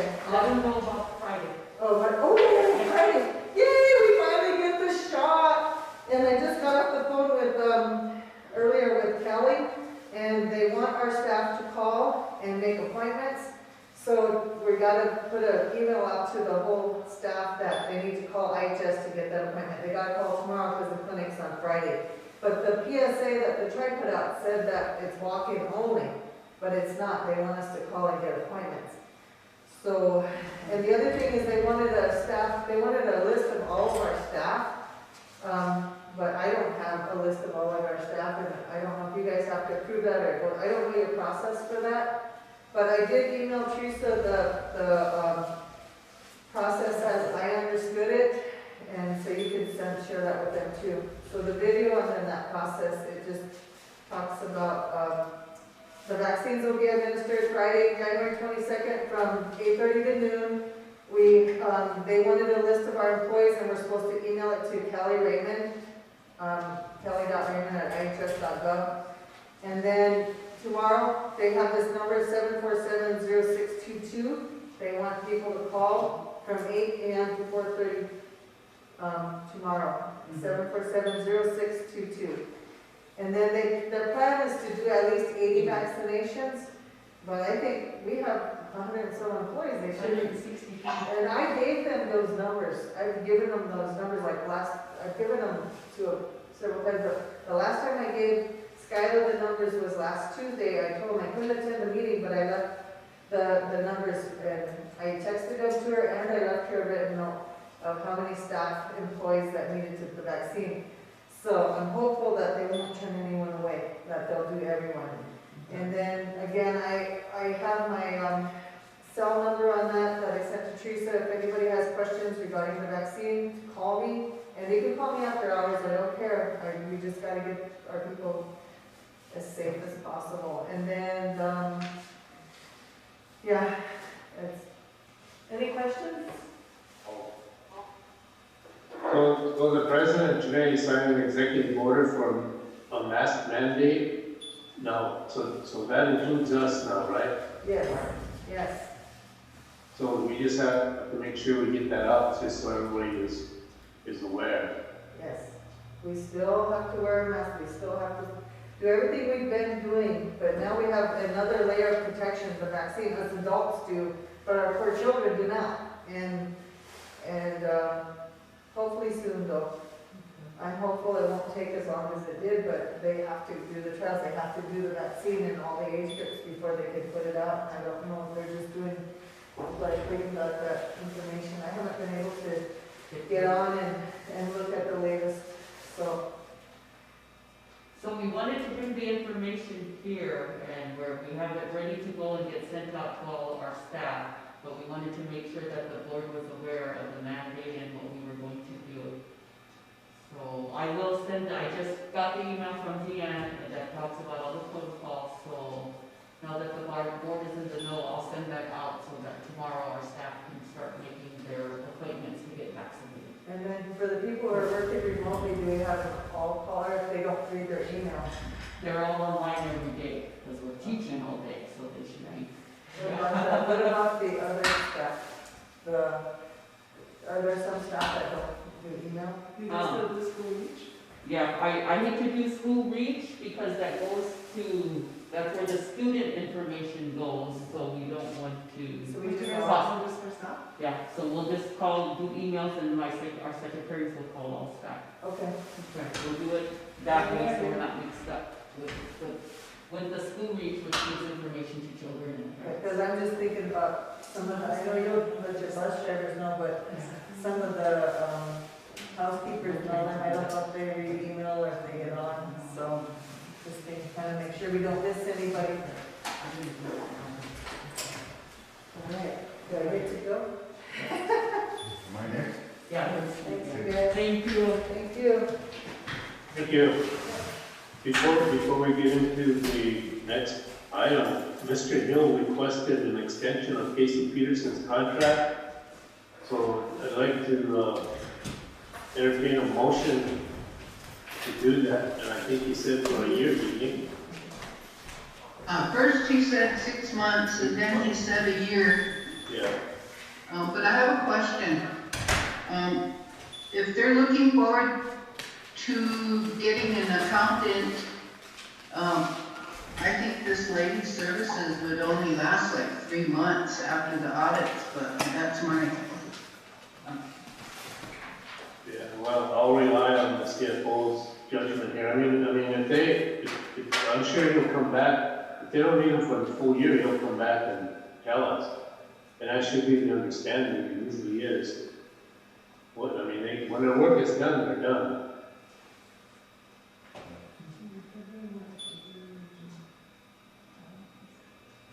yeah, his comment was that they rely on him for their work, so I was just concerned on that. Well, for the audit work, and then for advice, there's a lot of, we're still not completely in transition into that new system. Either that SUI, is that what it is? Yeah, Mr. Chairman? Yeah. And that's the SUI. There was a lot of consternation when the accounting software was switched from the AS400 in the middle of the year, and that caused a lot of problems. That switchover should have occurred at June 1st. July 1st to SUI. And that was it created a lot of problems. And they're still there. Some of the problems are still there. We're looking at her providing the services Casey Peterson and Nikki. Nikki is our consultant, at least to July 1st and probably 3 months beyond that, July, August, and September, to close out fiscal year 2021, Right. June 30th, 21. We're still behind the 8 ball. I think that everybody's got to remember that St. Francis Indian School, the findings in there have been for 10 years or more. And that's what we're trying to get out of it, are those findings where our accountants, our tribal member accountants, are taught properly how to close out an accounting cycle and how to close out the year, and how to close out each month. And we still don't have all the training for that. They went to some training, Kettle Torstenson and Rapid City, for a couple of days, but they haven't had any training beyond that. So they're still relying, and we're still relying on Nikki to provide some of those entries to close out each month. And a particular example of this is the credit cards. We have been 3 months, maybe possibly up to 4 months, reconciling the credit cards from last year up to June 30th in preparation of the audit, June 30th of 2020. And we've been solely on that. One account has been solely on that. I think it'll end up being 4 months in getting the proper documentation and those closed out. That's been the problem. Just because we have new staff doesn't mean that immediately everything is going to be done. I wish that was true, but we're relying on our tribal members who have the experience, but they've also had no experience in making general journal entries and closing out the month or closing out the year. And that's been the problem. Yeah, and that's kind of a universal problem. I don't know how other entities, but I know it's even at the tribe and it's at SGU, especially with grants. Yes. Even I remember being at the Rosebud Casino, we had a CPA firm come in the last 2 or 3 days to close out each month. Right. Prepare the financial statements for the Rosebud Casino. Yeah, closing entries are important. Yeah. So I'd entertain that motion. Somebody care to make it?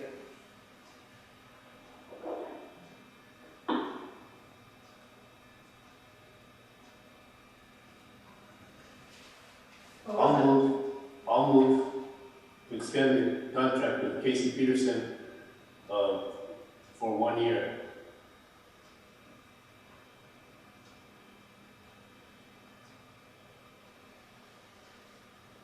Are we gonna get, I will second, but I also want to get more,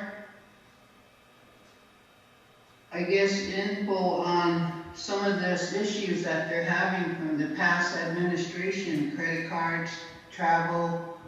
Also, we didn't hear the closing on the cell phones that had an outstanding bill too. I think, Yeah, we can get that, we can get those. I mean, I'm wondering, at some point here, I wanna ask Mr. Hill, should we get rid of the credit cards? You know, for me, they've never been a good thing.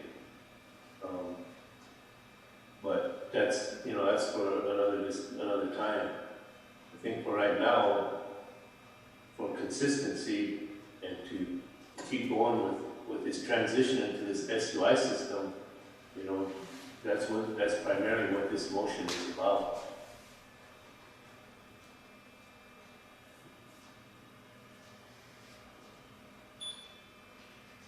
Is there a motion on the floor? Yeah. yeah, I there's a- second it. Okay, Donna, second. All in favor of the motion? Yes. Yes. Dave, yes. 4 in favor, or you're, I can't see, Nicole. Yeah. Okay, there we are. 4 in favor, 0 opposed, and 0 not voting. 2.12, Mr. Wright. Thank you, Mr. Chairman. I have 4 issues that I need motions for. The first one will be for a hire for a bus driver, groundskeeper. I have 3 positions, but I only have one applicant for right now. His name is Everett Felix, and I would like his start date to be December 14th.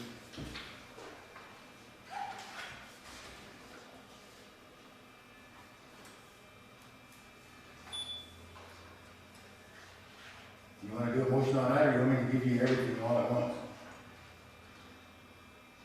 I'll move, Chairman. So, go ahead, Dave. I'll move. Motion by Dave, I'll second. second by Nicole. All in favor of the motion? Yes. Yes. 4, 0 opposed, and 0 not voting. Thank you, Board. Thank you, Mr. Chairman. Next one will be for, to surplus 3 vehicles, and I'll read it off to you. The following will be my request to surplus the following vehicles. A 1992 dump truck with a license plate of S5641. This vehicle is 29 years old, and we're having problems with the transmission. It's a manual transmission, and it keeps jumping out of second gear. Mainly when we're going downhill, when we've got a load on it, it jumps out of gear, and that creates a safety issue. So I would like to get rid of that vehicle. The second one is a 1994 GMC pickup that we got from government surplus quite a few years ago. It's basically just wore out. That license plate number is SA187. That's 27 years old. The transmission is slipping.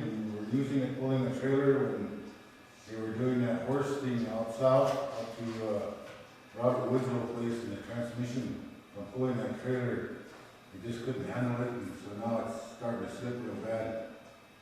The next one is a 2007 Ford van. It's the red one that we used for hauling students around. It's got some electrical issues. That one there, the mileage on that one is 145,185 miles. That van is 14 years old. All these vehicles are way beyond their life expectancy, so I would just like to advertise it for 30 days, accept any and all bids on it, with the 10% deposit when they place their bid.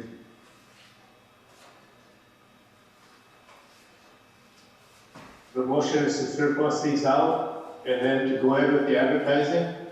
Yes. Anyone make the motion? I'll make a motion. Nicole moves. Second. Second by Donna. All in favor of the motion? Yes. Yes. 4, 0 opposed, and 0 not voting. Thank you, Mr. Chairman. Thank you, Board. The next one, Mr. Chairman, is, it has to deal with COVID. I want to split my crews up in half.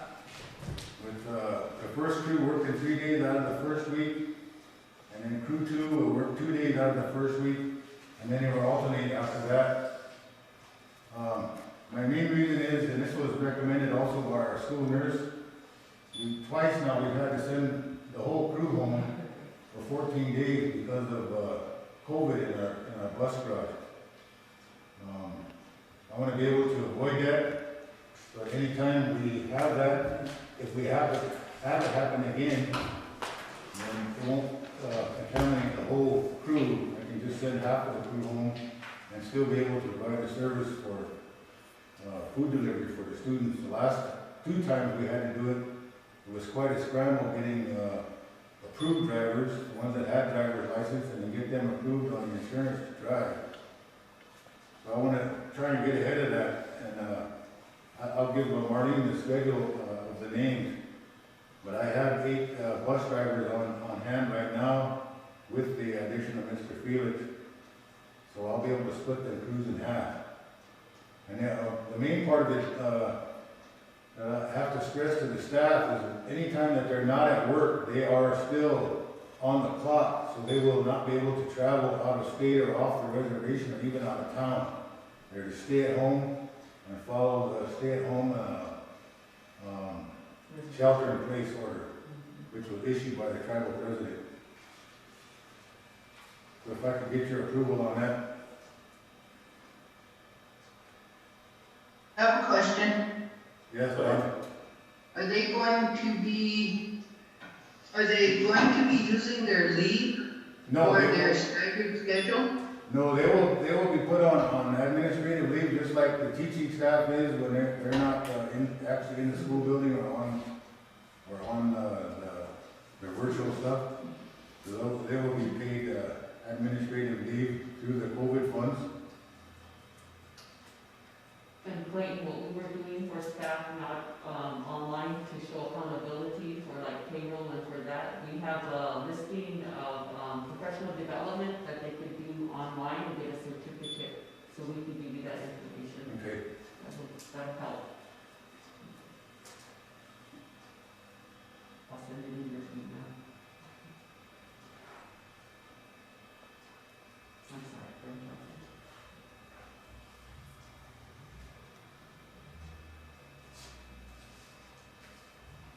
Is it necessary to have board action, or can that just be done administratively?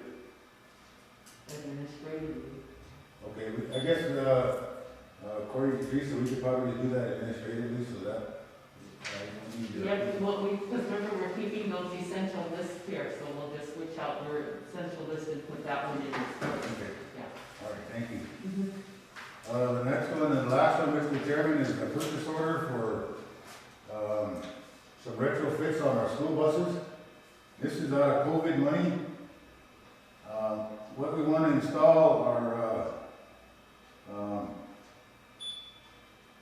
there's a sanitizing system that we can install on the bus, so after each time the students are brought in or taken home, we will be able to activate a sanitizing system once the bus is empty to clean out any viruses, whether it's a cold virus or a flu virus or a COVID virus. Our bus driver will be able to activate that system and sanitize the bus, even if it's just a field trip day or whatever. We'll be able to sanitize the buses so we can keep all of our students safe. And that, I think, will help reduce the amount of school days that are lost because of kids getting sick on the buses. Now, what they will install will be the sanitizing system, which is spray stuff in there. And there's an air filtration system that will ionize the air inside of the bus. It'll be a complete change, complete sanitization of the air every 2 minutes. So every 2 minutes it'll clean up all the air inside of the bus. And the other part of it is putting in, they're called curtains, but between each seat there'll be like this plastic curtain. It's not a hard plastic, but it's like almost like a shower curtain. That'll be between each seat, and it'll be around the bus driver also, so that the bus driver can't transfer anything to the students, and the students can't transfer anything to the bus driver. And it will limit the access of the kid behind you coughing on you, or the kid in front of you turning around coughing on you. That will allow us the ability to have more students on the bus. Currently, right now, with the distance restrictions that we have on an 85-passenger bus, we can get maybe 12, 15 students on the bus maximum. So this one here, we'd be able to put probably one student on every seat, which will almost double our capacity for bringing in students. But the cost of that is $151,115.23. I had 3 quotes. The bid that I wanted to take was from Harlow's, which is the high bid, but they have the best product, because they gave me some videos to look at, and theirs is the best one. The other company that I got recommended to check out was called Western First Aid out of Rapid City, and they basically can't do anything that we asked them to do, other than provide us the sanitizing fluids or the masks and stuff like that, hand sanitizers that they can provide. So their bid was only $61,580.36, but I consider that bid to be non-responsive because they can't provide anything that we asked for the safety of our students. The other bid came from Foreman bus sales out of Miller, South Dakota. And I did check on all their stuff. For the ionizers and the curtains, they're basically the same as what Harlow was bidding. The pricing was the same. The only thing that I found is a disadvantage for them is because their system is mounted under the seats, which the students are gonna have access to. And that could lend to potential students taking off the spray heads or maybe being access to the chemicals that we put in there. The one that Harlow is proposing, it's mounted in the ceiling. There will be no way the students can access any of that, because once it gets done spraying, everything retracts back up into the bulkhead of the bus, so students won't be able to touch any of it or get injured by it or anything like that. Any questions, Mr. Chairman, or the rest of the board?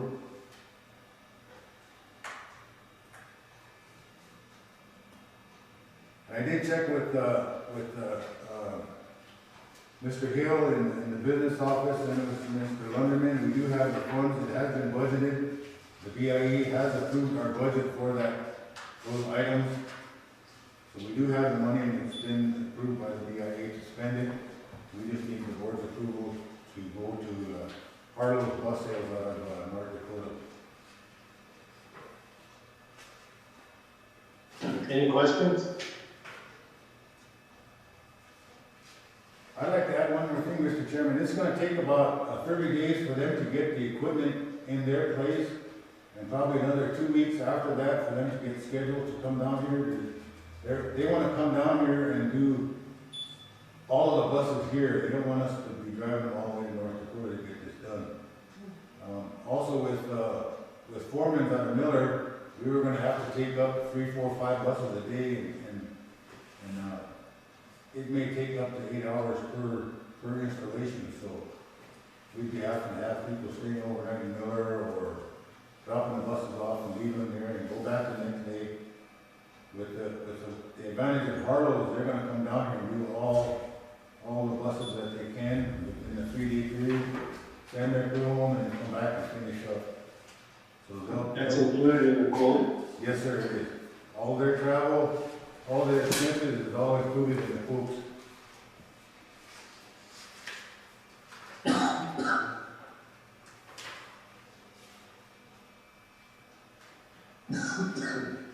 Any more questions?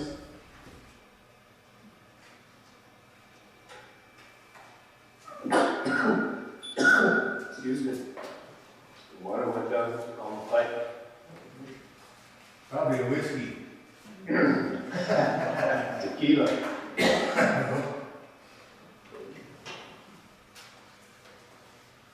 Somebody want to move? I'll make a motion. Nicole moves. Do we have a second?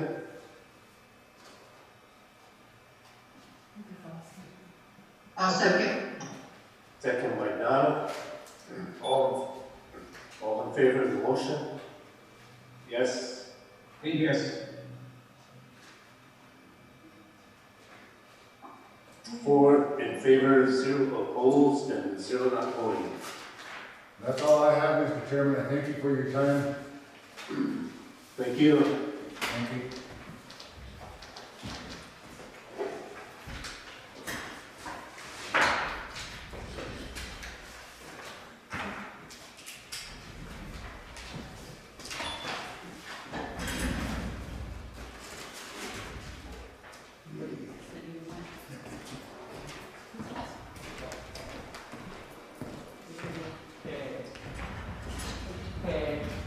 This is Ms. Young, Mr. Chairman. I'm presenting the Heart City proposal that we need for board approval. So just to bring everybody up to speed, we did have one of our staff members who was performing duties and fell on site. The good news is that they have been released from the hospital and recovering. So wanted to make sure you guys knew that. That was somebody out of our O&M department, so that's why I'm presenting this on your behalf. Excuse me, and on behalf of our students.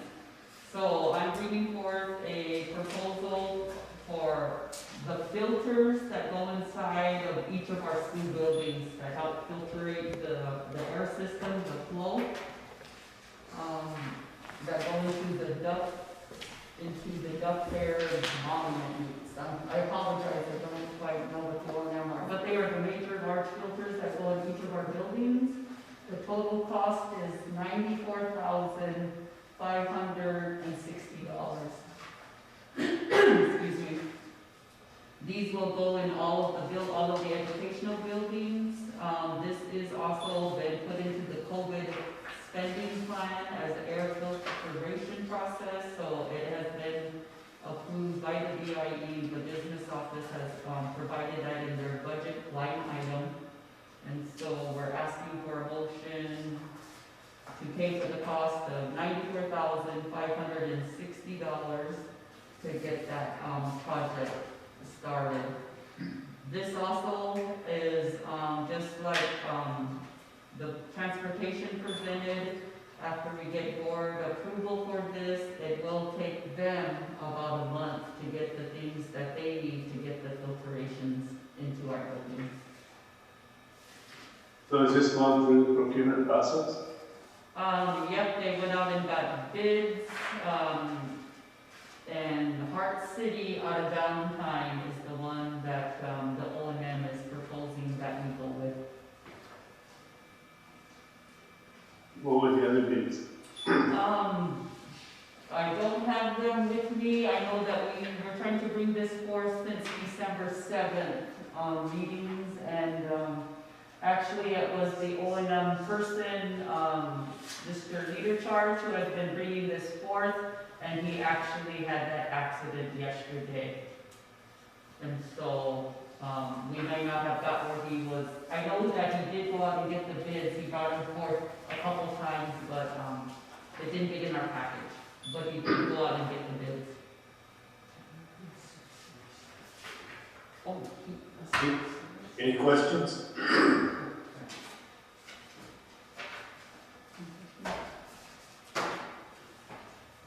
Somebody want to move?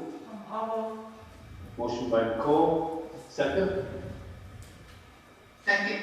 Second by Donna, all in favor? 4 in favor,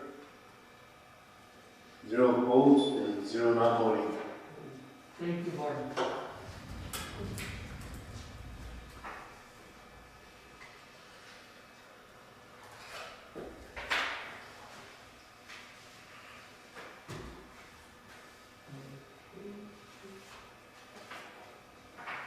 Okay. That's it then. Clayton?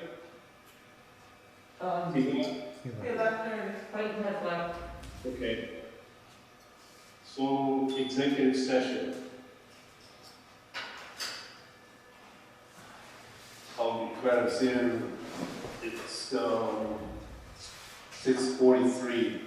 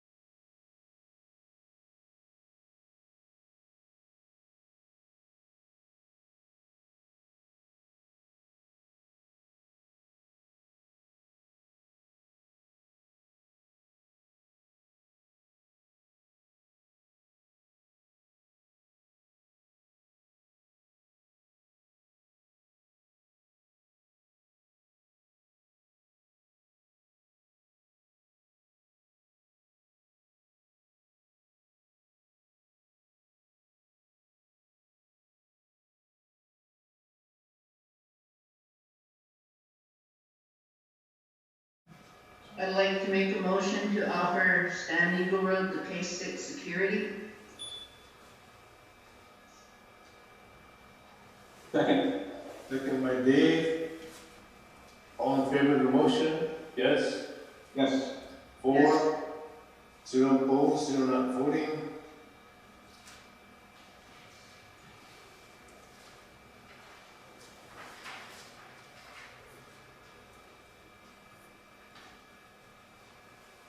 Chairman, Go ahead. we didn't make a motion for approval for, Star Walking will transfer over to the lieutenant assistant position, or admin assistant, or superintendent assistant, or admin assistant. Admin assistant. Did that, was that come up? Yeah. Was that in here? We Teresa brought that up, transfer. I'll second. Okay. How did I miss that? Teresa brought that up in one of the motions, Okay. or recommendation, I mean. So Dave moves and Nicole seconds. All in favor of the Yes. motion? 4, 0, and 0. What was that? Sean? What's the vote count? Chairman, Go ahead. Is it 3? blood down. Okay. Mal, I think it Make was a motion to offer Sean Whitehawk the senior accountant position. okay, that's, Second by Dave. that was the one. All in favor of the motion? Yes? Yes. Yes. 4, 0 Yes. opposed, 0 not voting.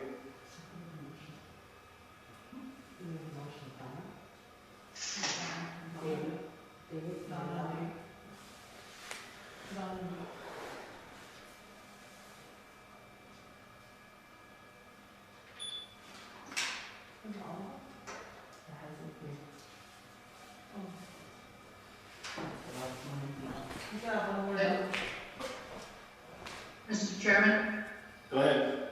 I'd like to make a motion to include Marlene Shortwell in the hazard pay. If it was offered to the employee that was hired on the same day, then I think it's fair. I'll second. Donna, Nicole seconds. Yeah, it's too bad when we have questions like this that we don't get definitive answers. All in favor of the motion? Yes. Yes. 3, 3, 0, 1, not voting.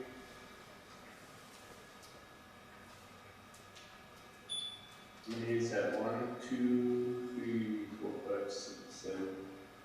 Is that, that's all the motions that we need then? Did we do the bus driver? We already did Oh, we already did the bus driver?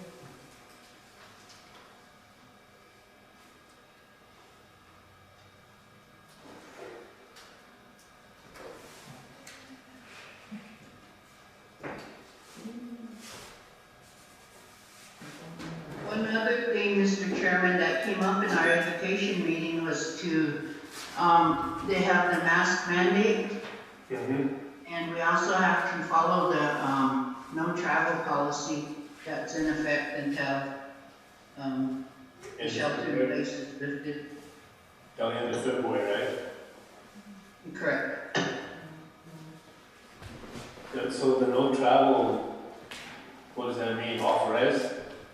Yes, off res, no travel, no training, anything, off res, you can do it through Zoom, Mm-hmm.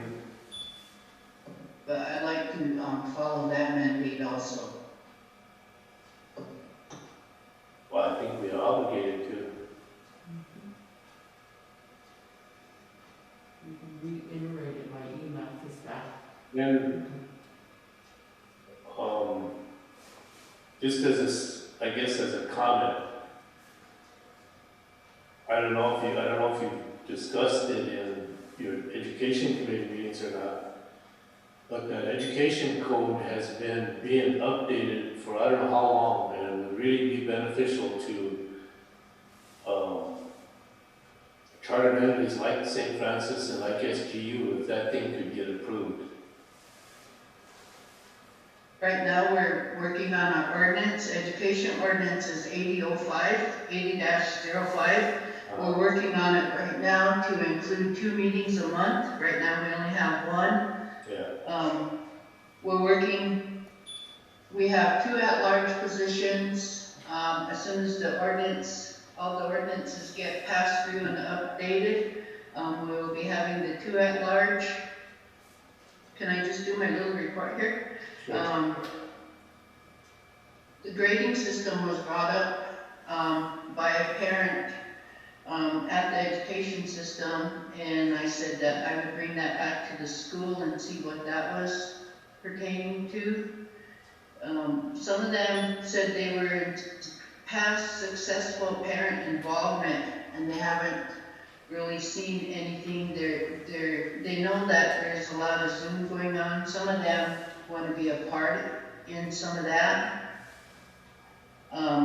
We did write a memo to the tribal ed director to give us an update on the truancy, the Lakota Tiwahe Center, and the higher ed.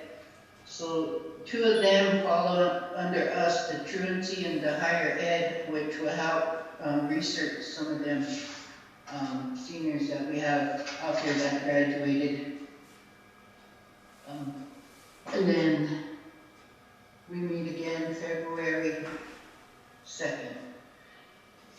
We also were invited to go to the Tahoe County School District meeting tonight. And then Friday, I have my first SGU board meeting. I think that's the 29th. The 29th at 11 o'clock. Yeah. Week from Friday.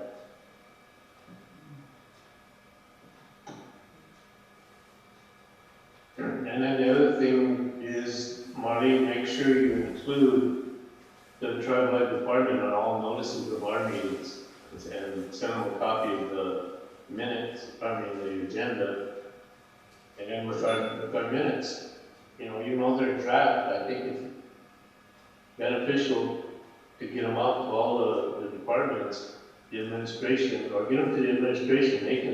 They can distribute them to their departments, but as quickly as you can after the meeting, so they at least know what is going on, what's coming up. Don't wait until we have a meeting and then they're approved. Because their approval is more or less a formality or just to kind of clean things up, but it should not really change the intent of anything. Unless you remove something, But I think everybody needs to get that. If they're in draft form, that's helpful.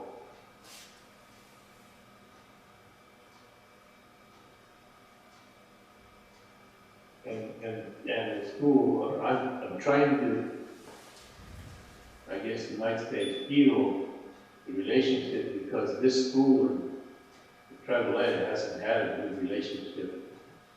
There was at one point, a couple of years ago, where the school tried to say it was not under the jurisdiction of the tribal education department or the tribal education code. Totally false. But that stuff, it opens wounds that can last for quite a while.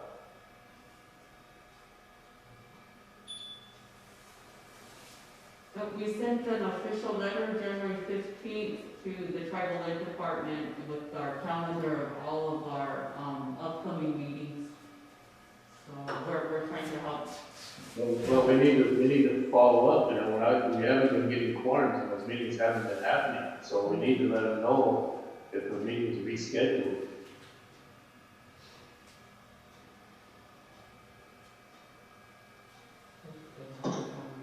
So I guess that's it. Motion would be in order to adjourn.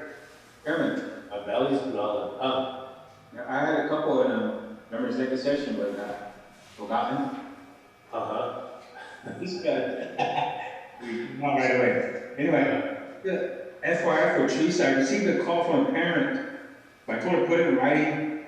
I haven't, yeah, regarding an elementary teacher bullying or threatening students online. I don't know if you heard about that, but I'm gonna give you a heads up, it's out there. I think Is she it called fifth out grade? also. Is it fifth grade? Yeah, because they told me to. Yeah, okay, that was a misunderstanding, like, we took care of that today, that was with the family in Rosebud. And also, they just,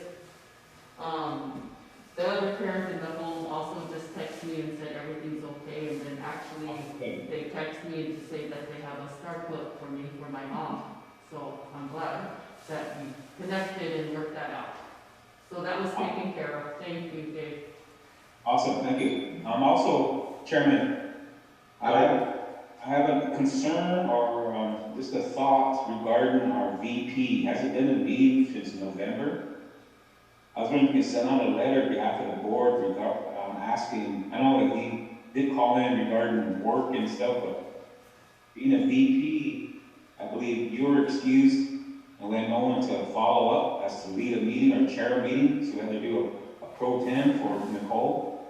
Right. I was wondering if you can address that, maybe through a letter regarding stepping down or, I don't know, necessarily. Oh, excuse me, but I kind of didn't he indicate he was gonna resign?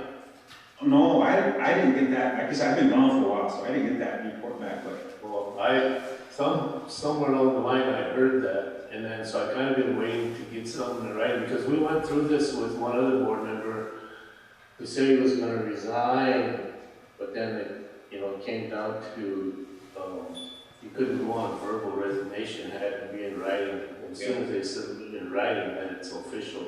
Yeah. So kind of waiting for that, but I'll contact him, I'll send him a communication somehow.